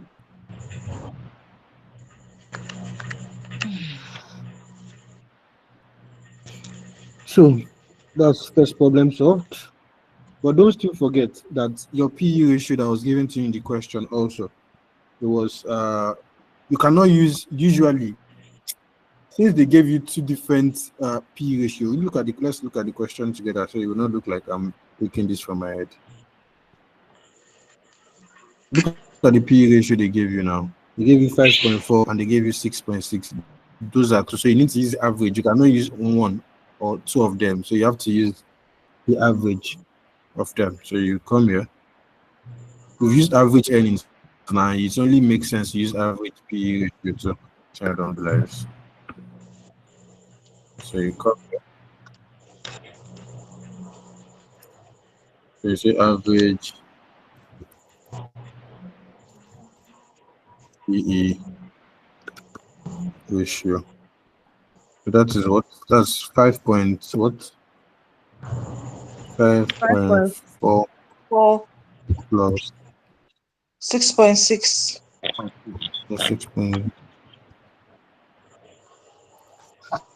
What 12. do I have? We'll give you 12. 12 divided by 2. That's 6. What do you say you give me? 6. Yes, please. You give me 6. So now that we've gotten our average earnings and our average PE ratio is to multiply it now so that we'll get our final answer. But there is a problem. And the problem is that No, it's Mr. an Kintunde, unlisted this is the company. third or 15th time I'm complaining today. You said, see the way you muted, see the piece in the class. Please now. Anyway, as I was saying, you could have easily used that figure that you had and just multiply 6 by 2,200, but you cannot.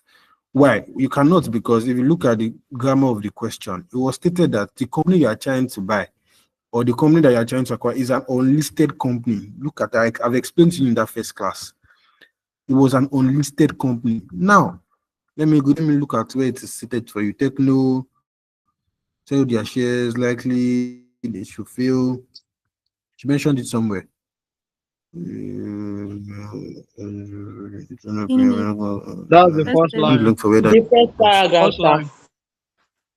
line. Okay. See. Okay, an unlisted company. Bam. First. So they are an unlisted company. Now, the PE ratio, the price earning ratio of an unlisted company and a listed company cannot be the same thing. It cannot be the same thing now. The PE ratio of an unlisted company and of a listed company, they can never be the same thing. Because one is basically risk factor. It's basically risk factor. The factor in an unlisted company, your company is not trading on the stock exchange now. So the risk is just basically risk factor that is being accounted for. One is more risky than the other. So we cannot take them to be the same thing. See the companies that we now use, the relevant data of two listed companies. So we now use the PE ratio that we used. The average PE ratio that we used is for the listed company. Listen to what is happening. Them Gongo, the unlisted company, the Techno PLs, they don't have a PE ratio. Listen, this is the scenario of what is happening. Them Gongo, they don't have a PE ratio. Now they now went to take PE ratio of a listed company, maybe a proxy company, but now went to take the PE ratio of a listed company. So what I'm telling you is the PE ratio of an unlisted company and PE ratio of a listed company cannot be the same thing. So now they've taken two PE ratio of a listed company. What do? I've explained to you. The SFM gave you permission, allowed you to use 70 to 99%, anyone you like, between 70 to 99% of the listed company's PE ratio. So this two PE ratio is about 6 now. So SFM have given you the permission to use within 70% to 99% of that 6. Anyone you feel like. But write your assumption. I just assume. So write your assumption on that, please. Write your assumption on that. You can use within 70% to 99%. But I always advise my students to stick to 85. 85 is fair, it's in the middle. I always just advise my students to stick to 85. So 85 is very, very okay. So you now come here. So you say something like this. So you say something like so you say, let me write comma. I just in the book. So you write comma. So you can come here. You say because, or after everything you write your assumption. But for now, I'm writing it for you people. So you're saying because the proxy companies are listed, their PE ratio should be adjusted by a percentage between 70% to 99%. Please, I'm using 85 because 85 is still in the middle. I don't want to use 99. 99 might be too much, and 70 might be too small. So it's fair to stay in the middle for the risk. So it's just fair. So that's why I'm using 85%. So you now come here and you now say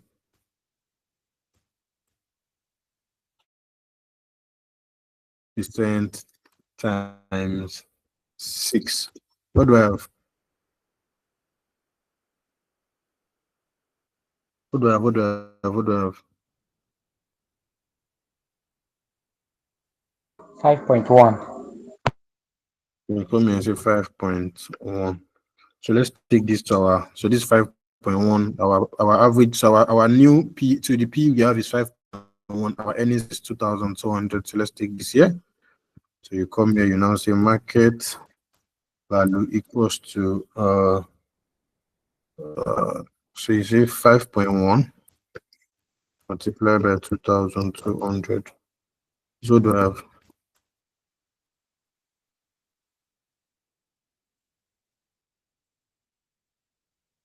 Eleven to 20. Go smaller. 11 to 20. 11,220. 11 what? 11,220. I'm feeling somehow, and I would explain. But let me tell. I'm just somebody who asked me that particular question. But this is where it is. Now let me take questions. I know somebody will ask me, then I'll explain. Yeah, you can ask me your questions now. So Mr. Paul.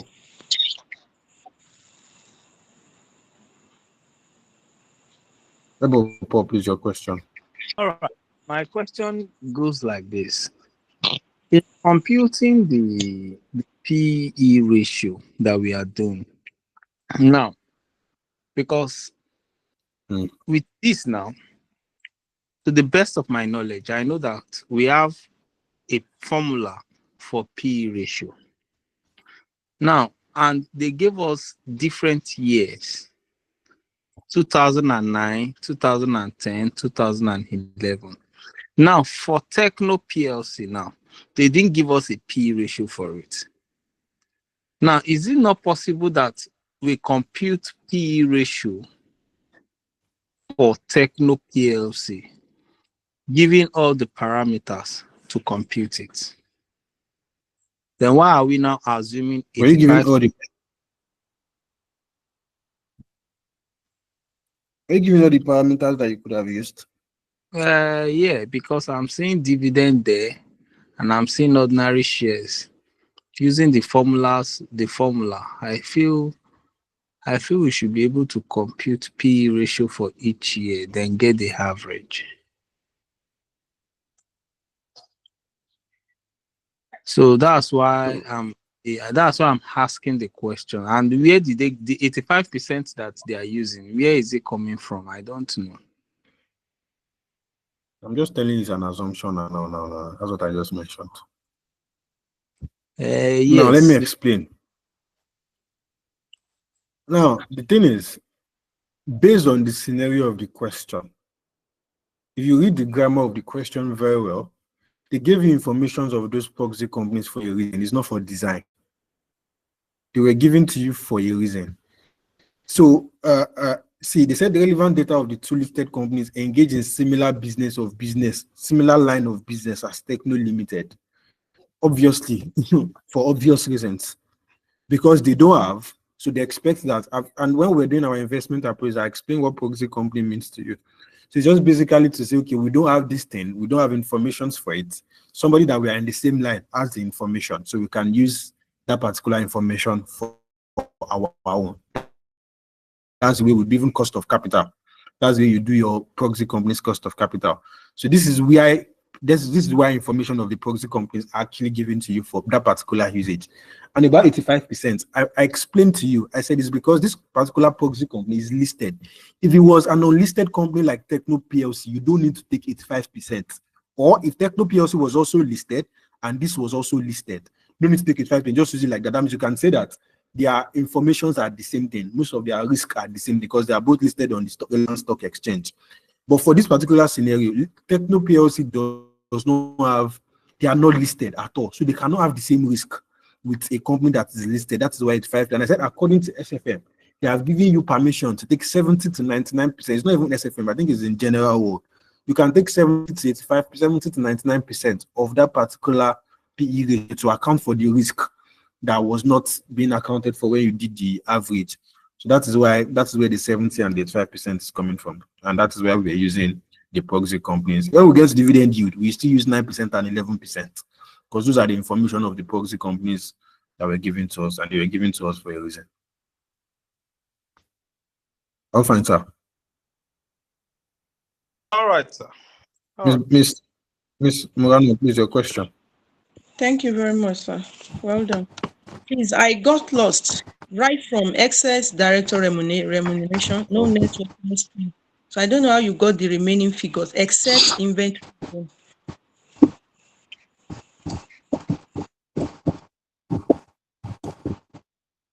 Now, I would advise you watch the recorded video.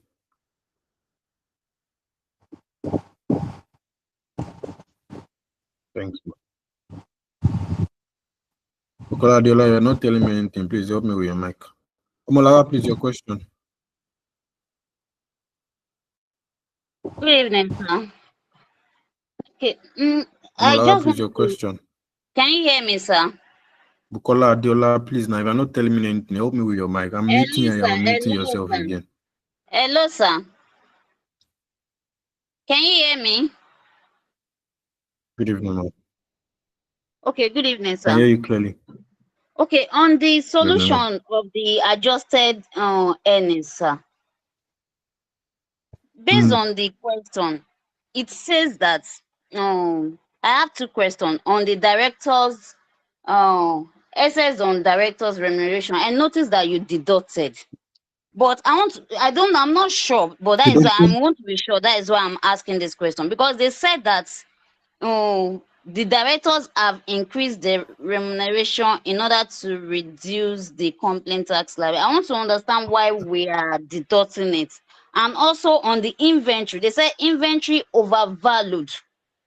I was thinking that since the inventory were overvalued, that means it should be deducted. I'm not sure, but I'm just asking based on the English that I'm reading. So I wanted to explain further, sir. Okay. I need somebody who's going to ask me that inventory valuation thing. Now let me first start from the excess directors remuneration. Now, what I did here. First of all, I actually want to do some check and balances when I solve the remaining part. I want to compare the differences. When I solved this question last month? When did I solve this question? I forgot. I solved this question recently for somebody. This was not what I did. No, this was not what I did.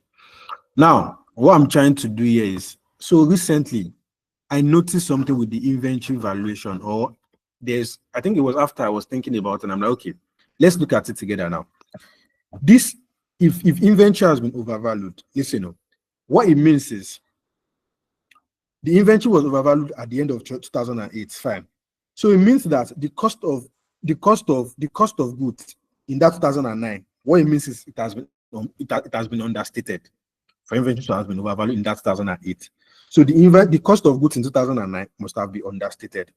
Now, it means that the profit in 2009 also has been overstated. If the cost of goods has been understated, automatically means that the profit has been overstated. Now, to correct this that has happened, you need to increase the cost of goods in 2009, which means you need to decrease the profit. I'm just doing the opposite of what I did earlier. It means you need to decrease the profit. If you want to decrease the profit, you need to add back. That is the reason of me doing this that I did. You need to add back to get that exact profit. That's what happened with inventory. The one I did separate was this excess director remuneration. When I solved for the person, what I did was I added it back.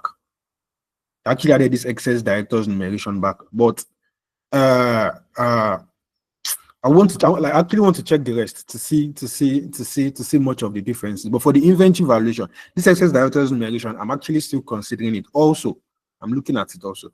But this inventory overvalued in 2008, for me, I think it's correct. Is this excess director's remuneration I'm looking at? But for this inventory valuation, if you want to increase you have, how would I explain it now?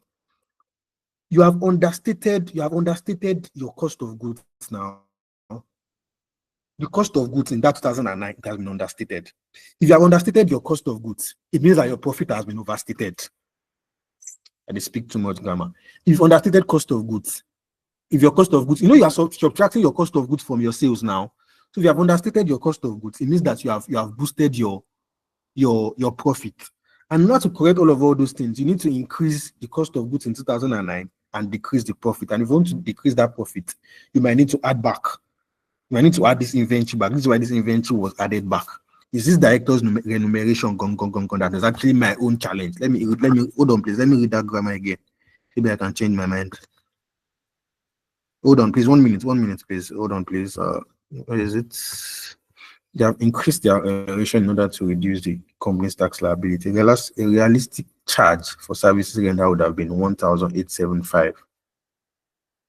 A realistic charge would have been 1,875.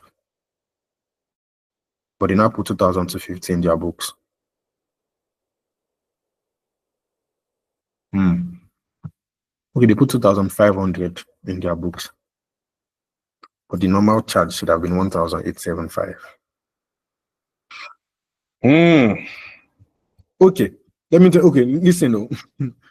Listen, no. All of we are people thinking about it together.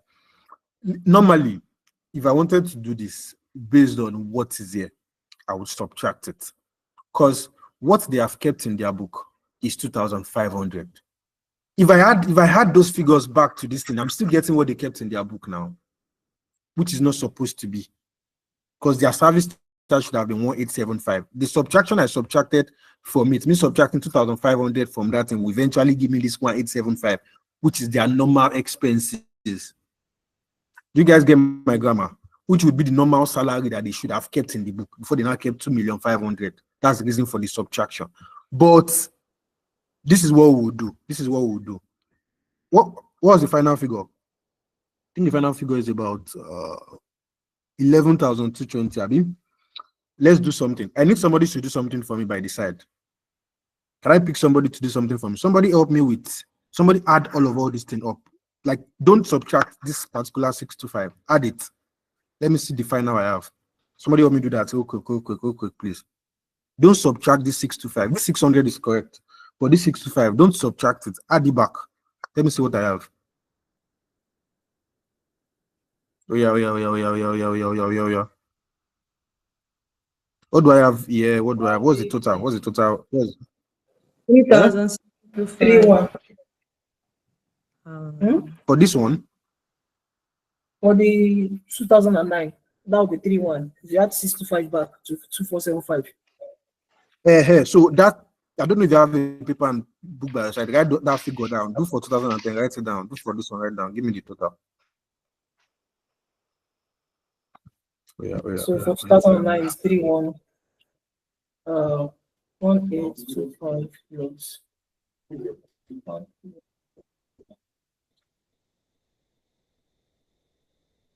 2,850, and then 2 plus 1,225, 3,425. So the cumulative is 3,425. The cumulative is 3,400. Okay. No, not that. Like 9,375. Is the total of everything? Yes. Cannot be 9,3. Cannot be 9,3. Cannot be 9. 9,375. So okay, so for 2009 is 3, and we have 3,1. For 2010 we have 2,850, and then 11 we have 3,425.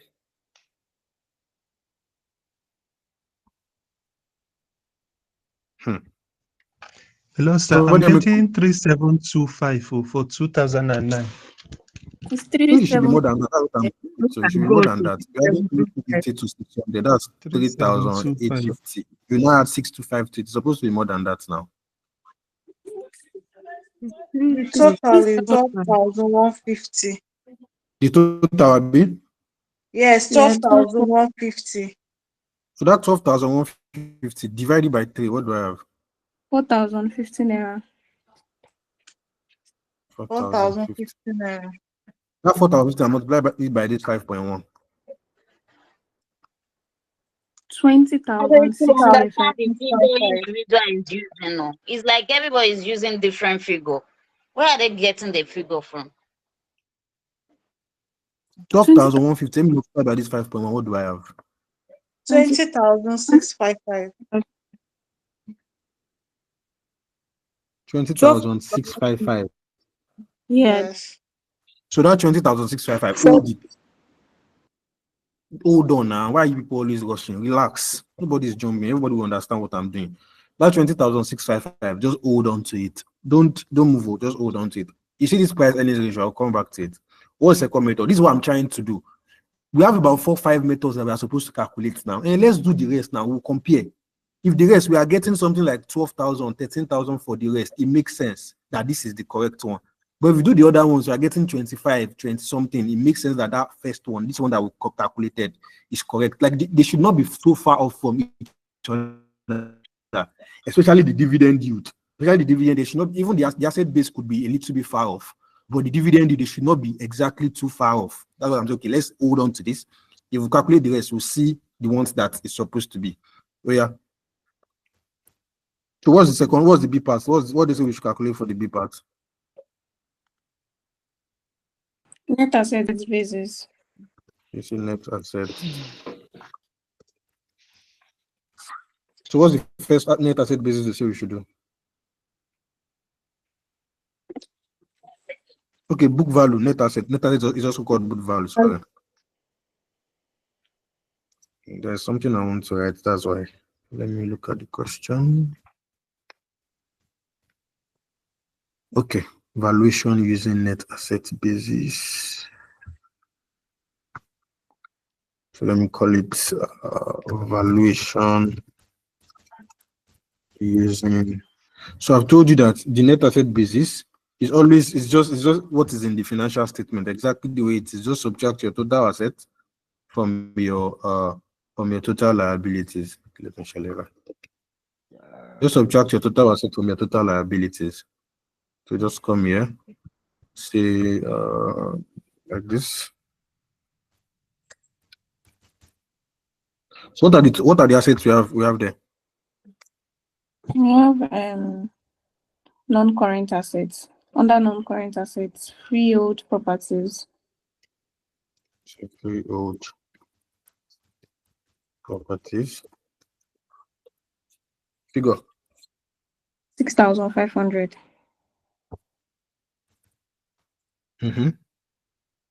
Equipment at cost less depreciation. That's equipment. Yeah, that's 15,600. Hold on, let me show you. Hold on, let me show people something.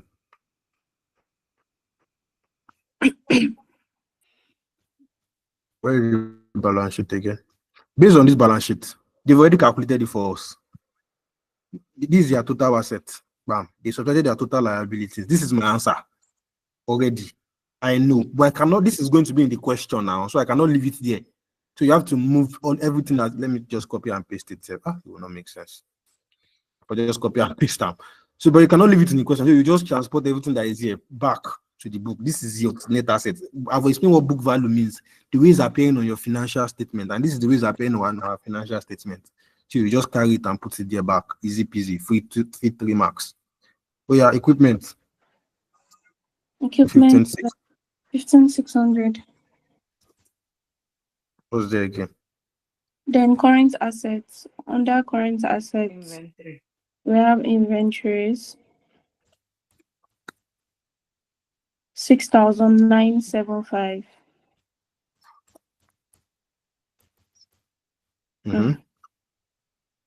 Accounts receivable. 4,825.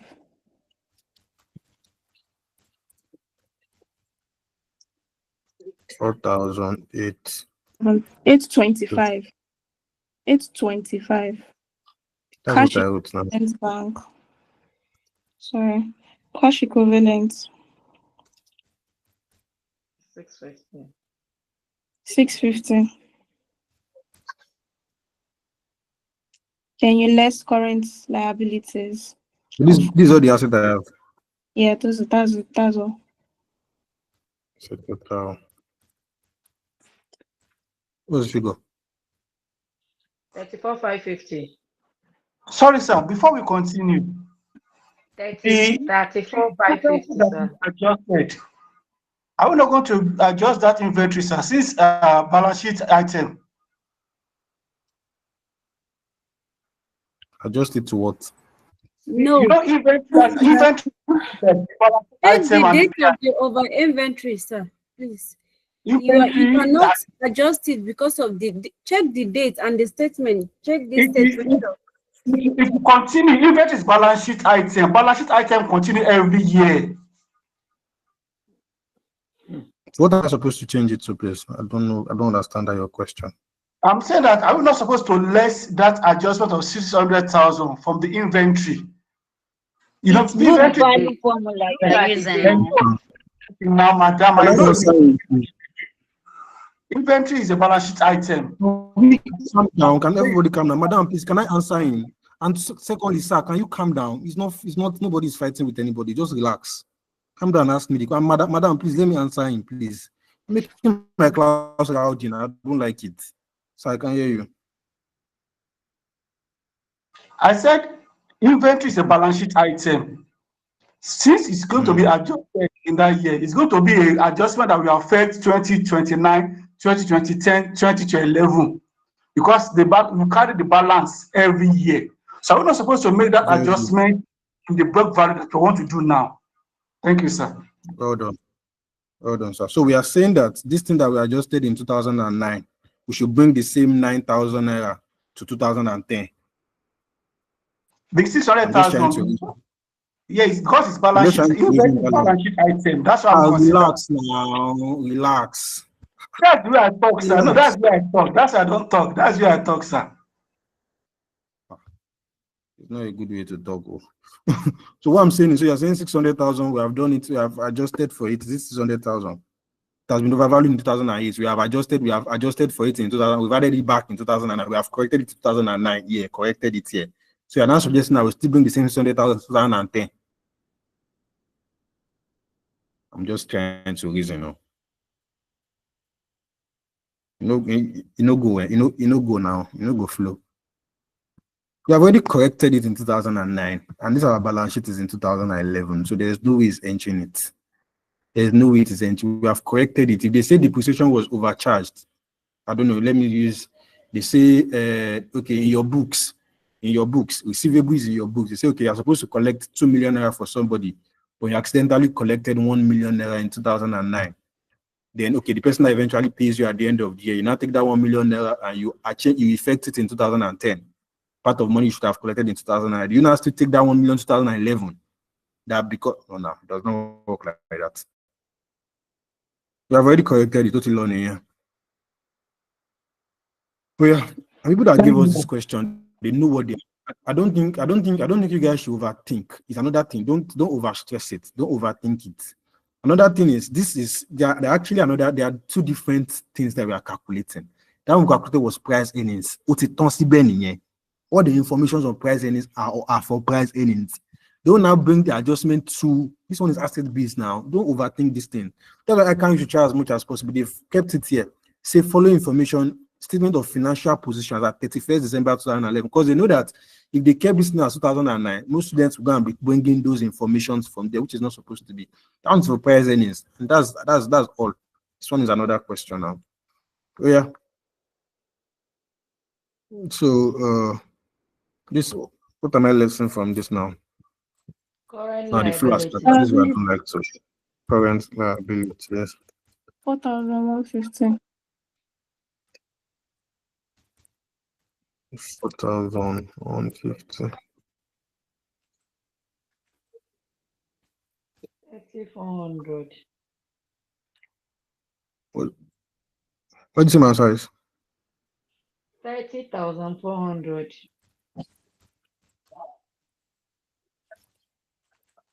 30,000 for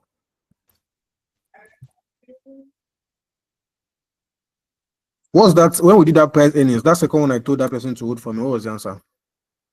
20,655. 20,655. I think I'm moving towards that line now. But anyways, let's do the next one. See? So what do you say we should do for C? Yeah. What do you say we should do? Liquidation. Valuation using liquidation basis. You see that this was what I was telling you earlier. They would have kept, or they would have put most of the informations you need. They would have kept it in the question. See, where is it? See, they've given you liquidation value. So just change all these ones. For freehold properties, go and change the one that is there. For equipment, go and change it. For inventory, go and change it. The remaining still remains the same. Just change freehold properties, change equipment, and change inventory for liquidation. For replacement, do the same thing, and you are done. So yeah. So I'm coming here. So for this liquidation, what's my freehold property? What's the figure? 15,000. 15,000. Which other one is going to change there again? Equipment. I know inventory is going to change. Okay. What's the value of equipment? 54. 5,400. Inventory. 8,000.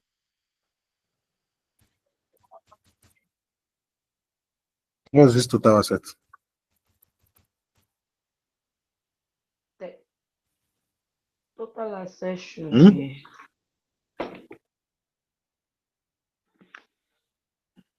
33,875. 33,875. Yes, please.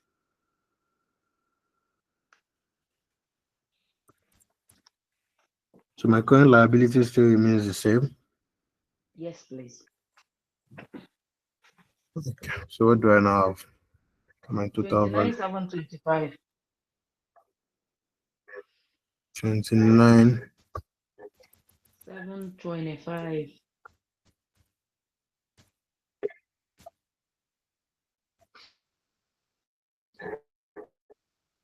You're done. Next one. These things are quite easy now. Very easy. Replacement value. And this is the way it comes. I know some people might be saying this one is practice. This is not the way it's coming in exam. This is your exam question. It's an American question. So this is the way it comes. So field properties. What's my field properties? What changed there? What changed? Equipment changed. Inventory changed. So what? That's all. Equipment changed to what? Equipment changed to 8,650. 8,650. Inventory income. 4,350. 4,350. Mm-hmm.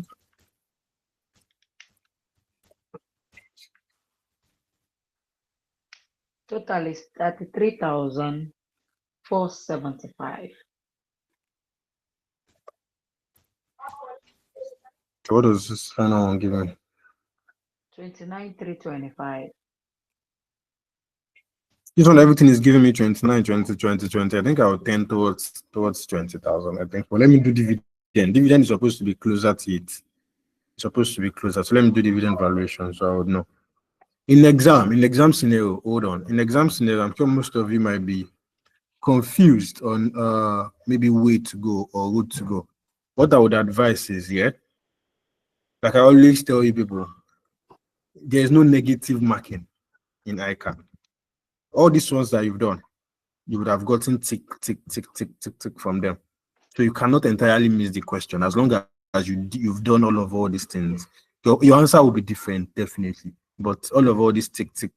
But if I was the one, if it was me in exam, believe me, I would have added this director without even coming back. I feel like what I wanted to check was the fact that I added it for that last time I solved that question. I'm trying to subtract it now. Let me see the differences. But I don't think it would help me. So honestly, I would have just added it. But let me still. It's good to do trial and error. It's good. So yeah. So let me do dividend yield. I'll be more clear when I do dividend valuation. So dividend yield basis.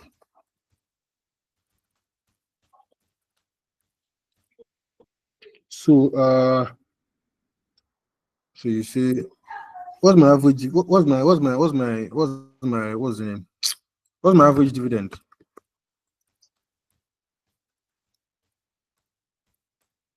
So you come here, you say 10. This particular question, they don't have their own dividend now, so we use that proxy company. What was it? 9 plus 11 9 plus divided by 11. 9 plus 11. Divide by 2. What was it?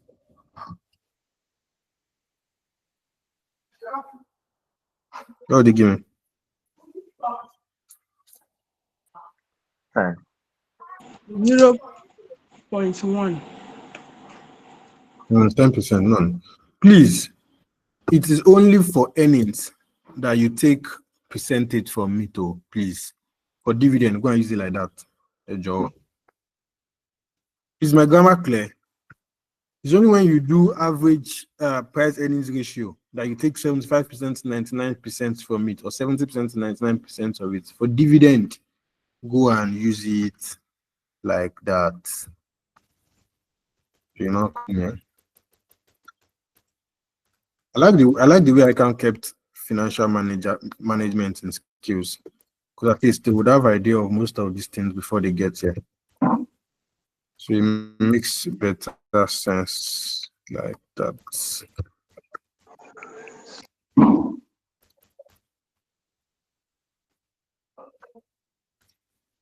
I'm hungry. Jesus is Lord. That was my dividend.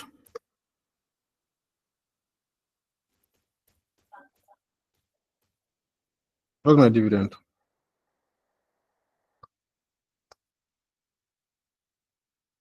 Oh, yeah.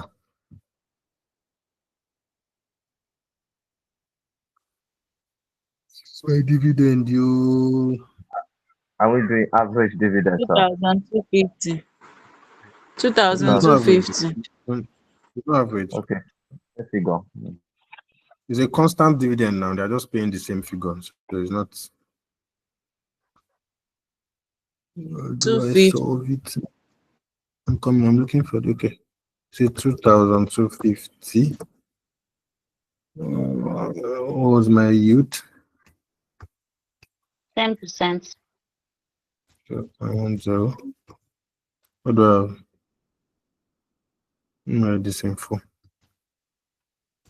Hold on. 22,500. What do I have? 2,500. Yes, 22,500,000. Let me remove it. 2,500. Abi? Now, this is where the thing comes in. You have gotten 22 here. This one you had 29 here. This one you had 29,725. This one you had 3,400. Does it now make sense to have 11,000 here? You know, Palash now. It don't make sense at all. So let me correct this.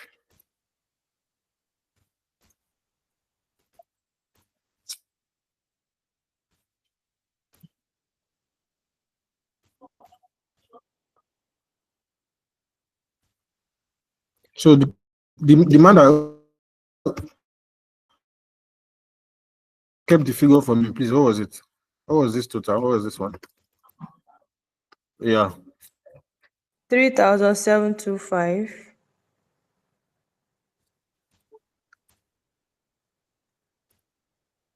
3,875. 4,550. Okay, 11,250 is correct. It's 12,150 they got. Sorry.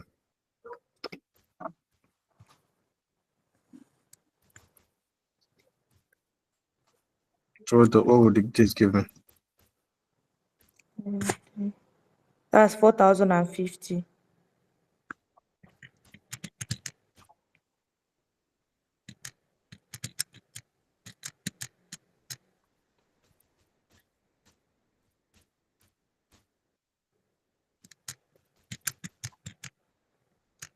$20,655.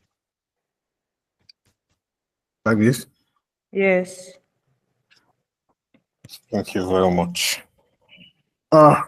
Before I ask if there's any question regarding anything I've done, that question 3, I wanted to solve it today before because it's one that deals with free cash flow. I have 30 minutes, I should solve it. Because my Saturday might be too tight. So let me look at the question first. Is it too much? Hold on, please. Look if it's plenty. I can solve it in 30 minutes.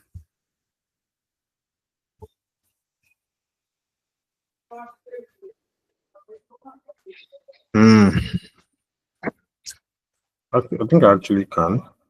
Because I'm thinking of my Saturday. I might not have like time on Saturday, so to avoid stories that touch, I'm gonna give you guys. Okay, so the next 2 minutes, please let me know if you want to ask me any question, please. Or not 2 minutes, but like, let me know if you have any question.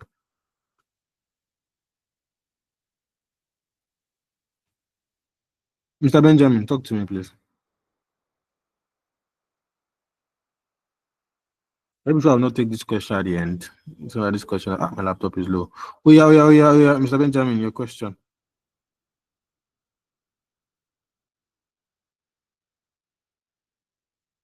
Okay, Amolara, your question, please. Sir, I just want to ask if you could throw more light on the assumption of a 10 for that earnings. Lights don't cost now to the throw light anyhow.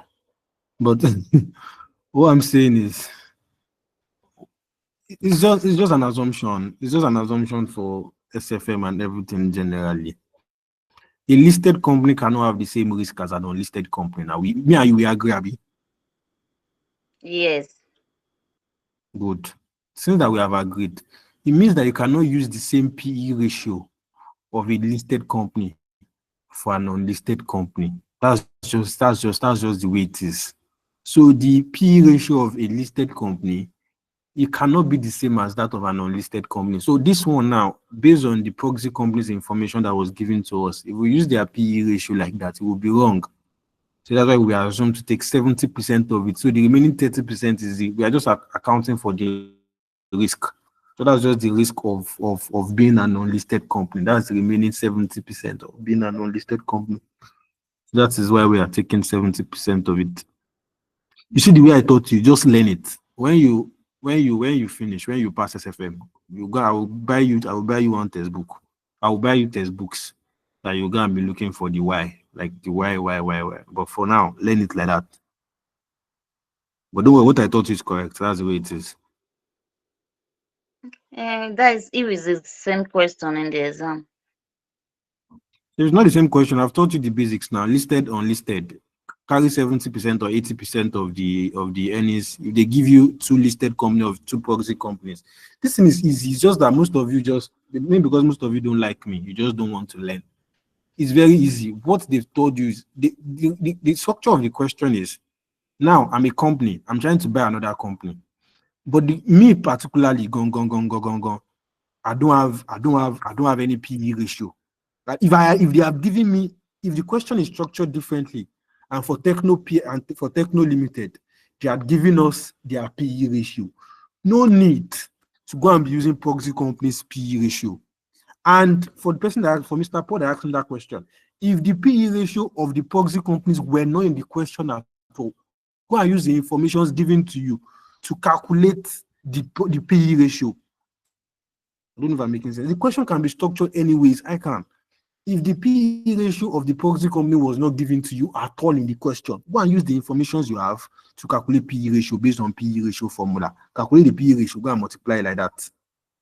That's fine. That's one scenario. Another scenario, if technically being an unlisted company, if they are giving you the PE ratio of a listed company also, go and use it like that.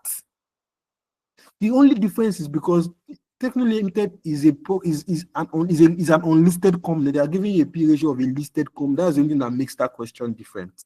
So if you see a question exactly like this, do it like this. But if you see the one that is not like this, use it the way it is. I feel like it's pretty straightforward, sir. Noted, sir.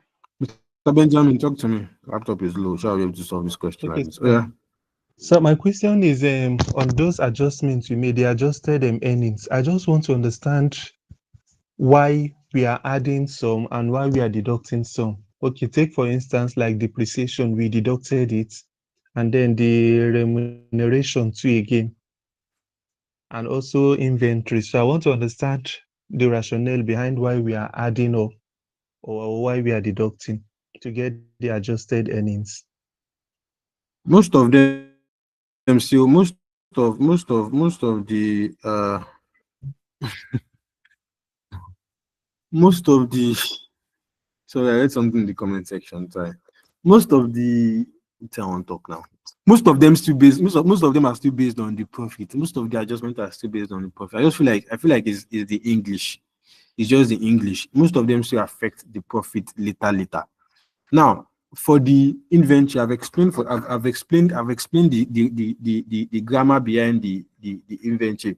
See, the thing is, I don't think there's any amount of grammar that will blow you this night that will make you, how would I say it, that will give you the bigger picture. Not like give you the better, that will make you understand to the point where you are supposed to understand it too. What I would want everybody here to also do is settle down, shower, look at those grammars again and see the way you affect your profit and how you will correct them. Right, just like you know that the position, write out like a proper profit or loss. Listen, write out a proper profit or loss from your sales to your cost of goods, get your gross profit, write out your expenses. Hey, now read the question again. Now put figures there. I feel like it would make sense to you because now that I explained for the inventory, I'm sure 90% of people here don't understand what I said. I know when my students don't get it. I know it's not today. I know people don't understand it. Because I just hear the shout cost of goods overstated, Kineko understated, profit overstated. Now just they look me. When it's done, you will leave the class. Start what people are doing. Like, but I know that most of you actually don't get that adjustment. So what I want you people to do is, like I said, write out those words. Now put all those grammars, put them there. Now see the way you will treat it in the next year. I feel like that's a better way. Or if you have a lecturer that you understand better than me, that's how confident I am. If you have a lecturer that you understand better than me, give the lecturer, let him explain to you. This question is also in Pathfinder. You can go and check Pathfinder also. If it's Pathfinder you understand, and check the way it was solved there. I'm just saying, just check if that's any way you just feel like you can get it. But me, I feel like the best option, settle down, list out a proper profit or loss. Do you understand? Now they said the position is this value, but it should have been this value. Check the effect on your profit. It's always the profit. Check its profit. Has it been overstated? If it has been overstated, try to go and reduce it so that the profit is normal. If it has been understated, try to go and increase it so that the profit is normal back. Try to look at it. But presently, I don't think I can find a proper explanation or a proper word in quotes that can come and use. People want to bring me back to class. I don't think. Okay, but let's do like, what do you guys have on Sunday? What do you guys have on Sunday? Say maybe 7 or 8 p.m. on Sunday. Oh yeah. Somebody should answer me, please. Nothing, sir. Okay. Because I've not touched. The only thing I've touched today is income based, and I've touched asset based. I've not touched free cash flow based. Because what I wanted to do is to round up today, honestly, because I feel like my Saturday will be a lot. So I might not want to. I might not have class that day. I feel like my Saturday might be a lot. But what I can do is either Friday. There's nothing on Friday too, Abby.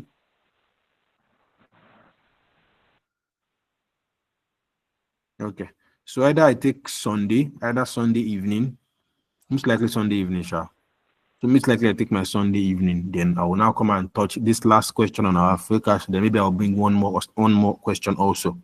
So I will now have touched free cash. People should go and be digesting this one first.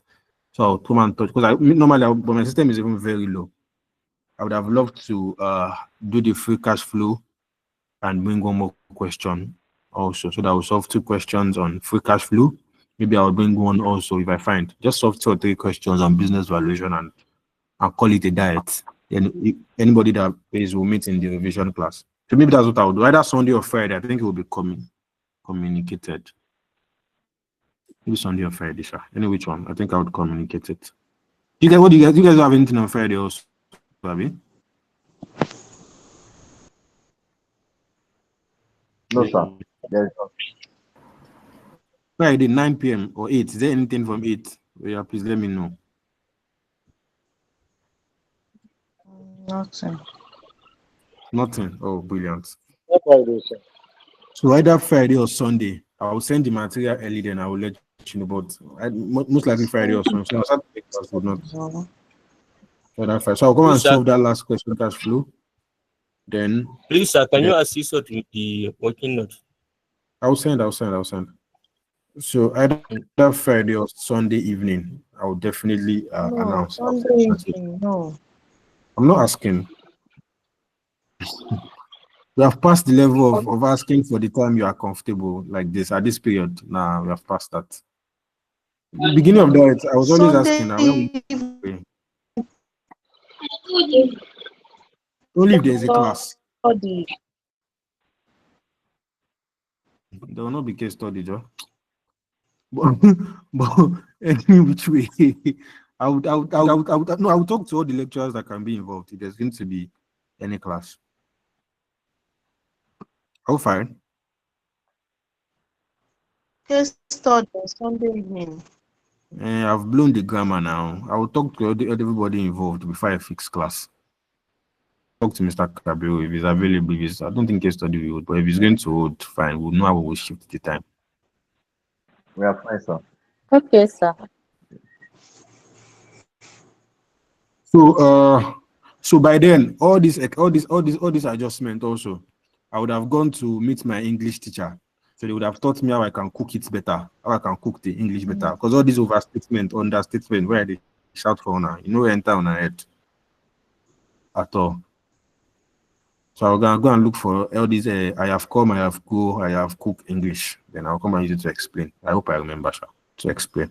But all these ones we've done, go and be chopping them first and be using them to. I don't think there's any problem with anything we've done this night. It's free cash flow that is actually free cash flow and income basis sometimes that are the most difficult. I said base, nothing there. But yeah, let me take 1 or 2 questions before I go. My batch is very low. So, Basilat, you've been raising up your hand since. Can I hear from you? Yes, sir. I just want to appreciate, sir. And I also know that we need the explanations on those adjustments. Because most times, if you look at forecast financial statements, it is the interpretation that gives an issue, which is almost like what we are just seeing in this. So we appreciate maybe in our next class, you can give us a detailed explanation to this adjustment, when it is overstated, when it's understated, the effect on the financial statement. Because we are still going to have this kind of challenges in forecast financial statements, sir. Thank you, sir. I would work on that. Thank you very much, Mr. Francis. Thank you very, very much. I'll try to work on it. My problem is to forget. That's just my problem. I hope I remember. Mr. please talk to me. Sorry, you've answered my question, sir. Sorry. Oh, okay. Thank you. Do you have any other question, any observation? Yeah. So intentionally, people should know intentionally I'm not giving any assignments this night. Normally I would have given you I would have given you an assignment to go and lay your hands on.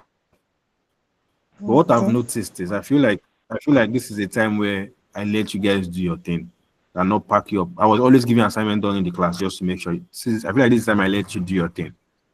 We are all adults here.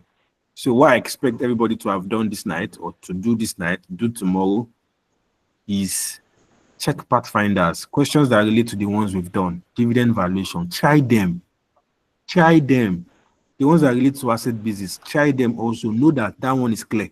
It's not all the question that we have adjustment like this.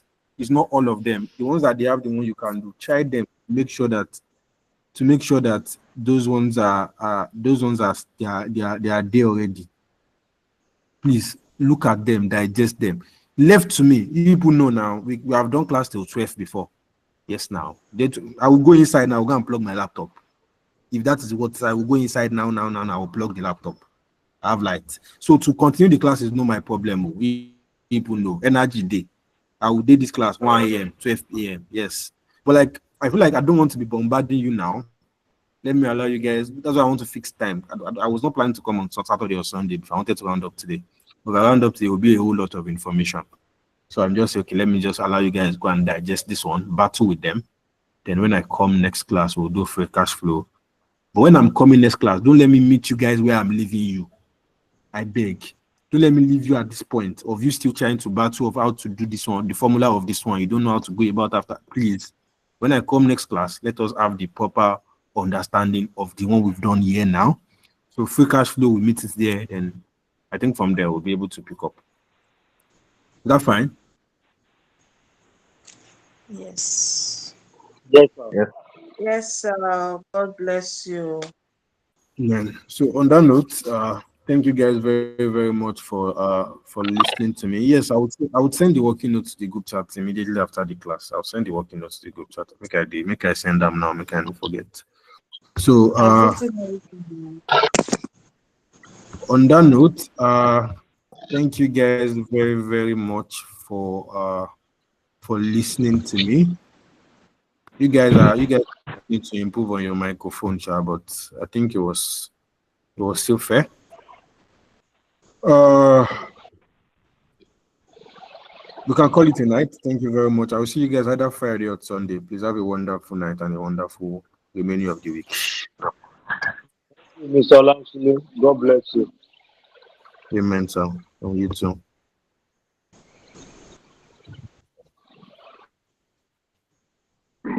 Thank you very much, sir. Thank you. Thank Good you, night. sir. Good night. Thank you so much, brother. Thank you so much. God bless you. Amen.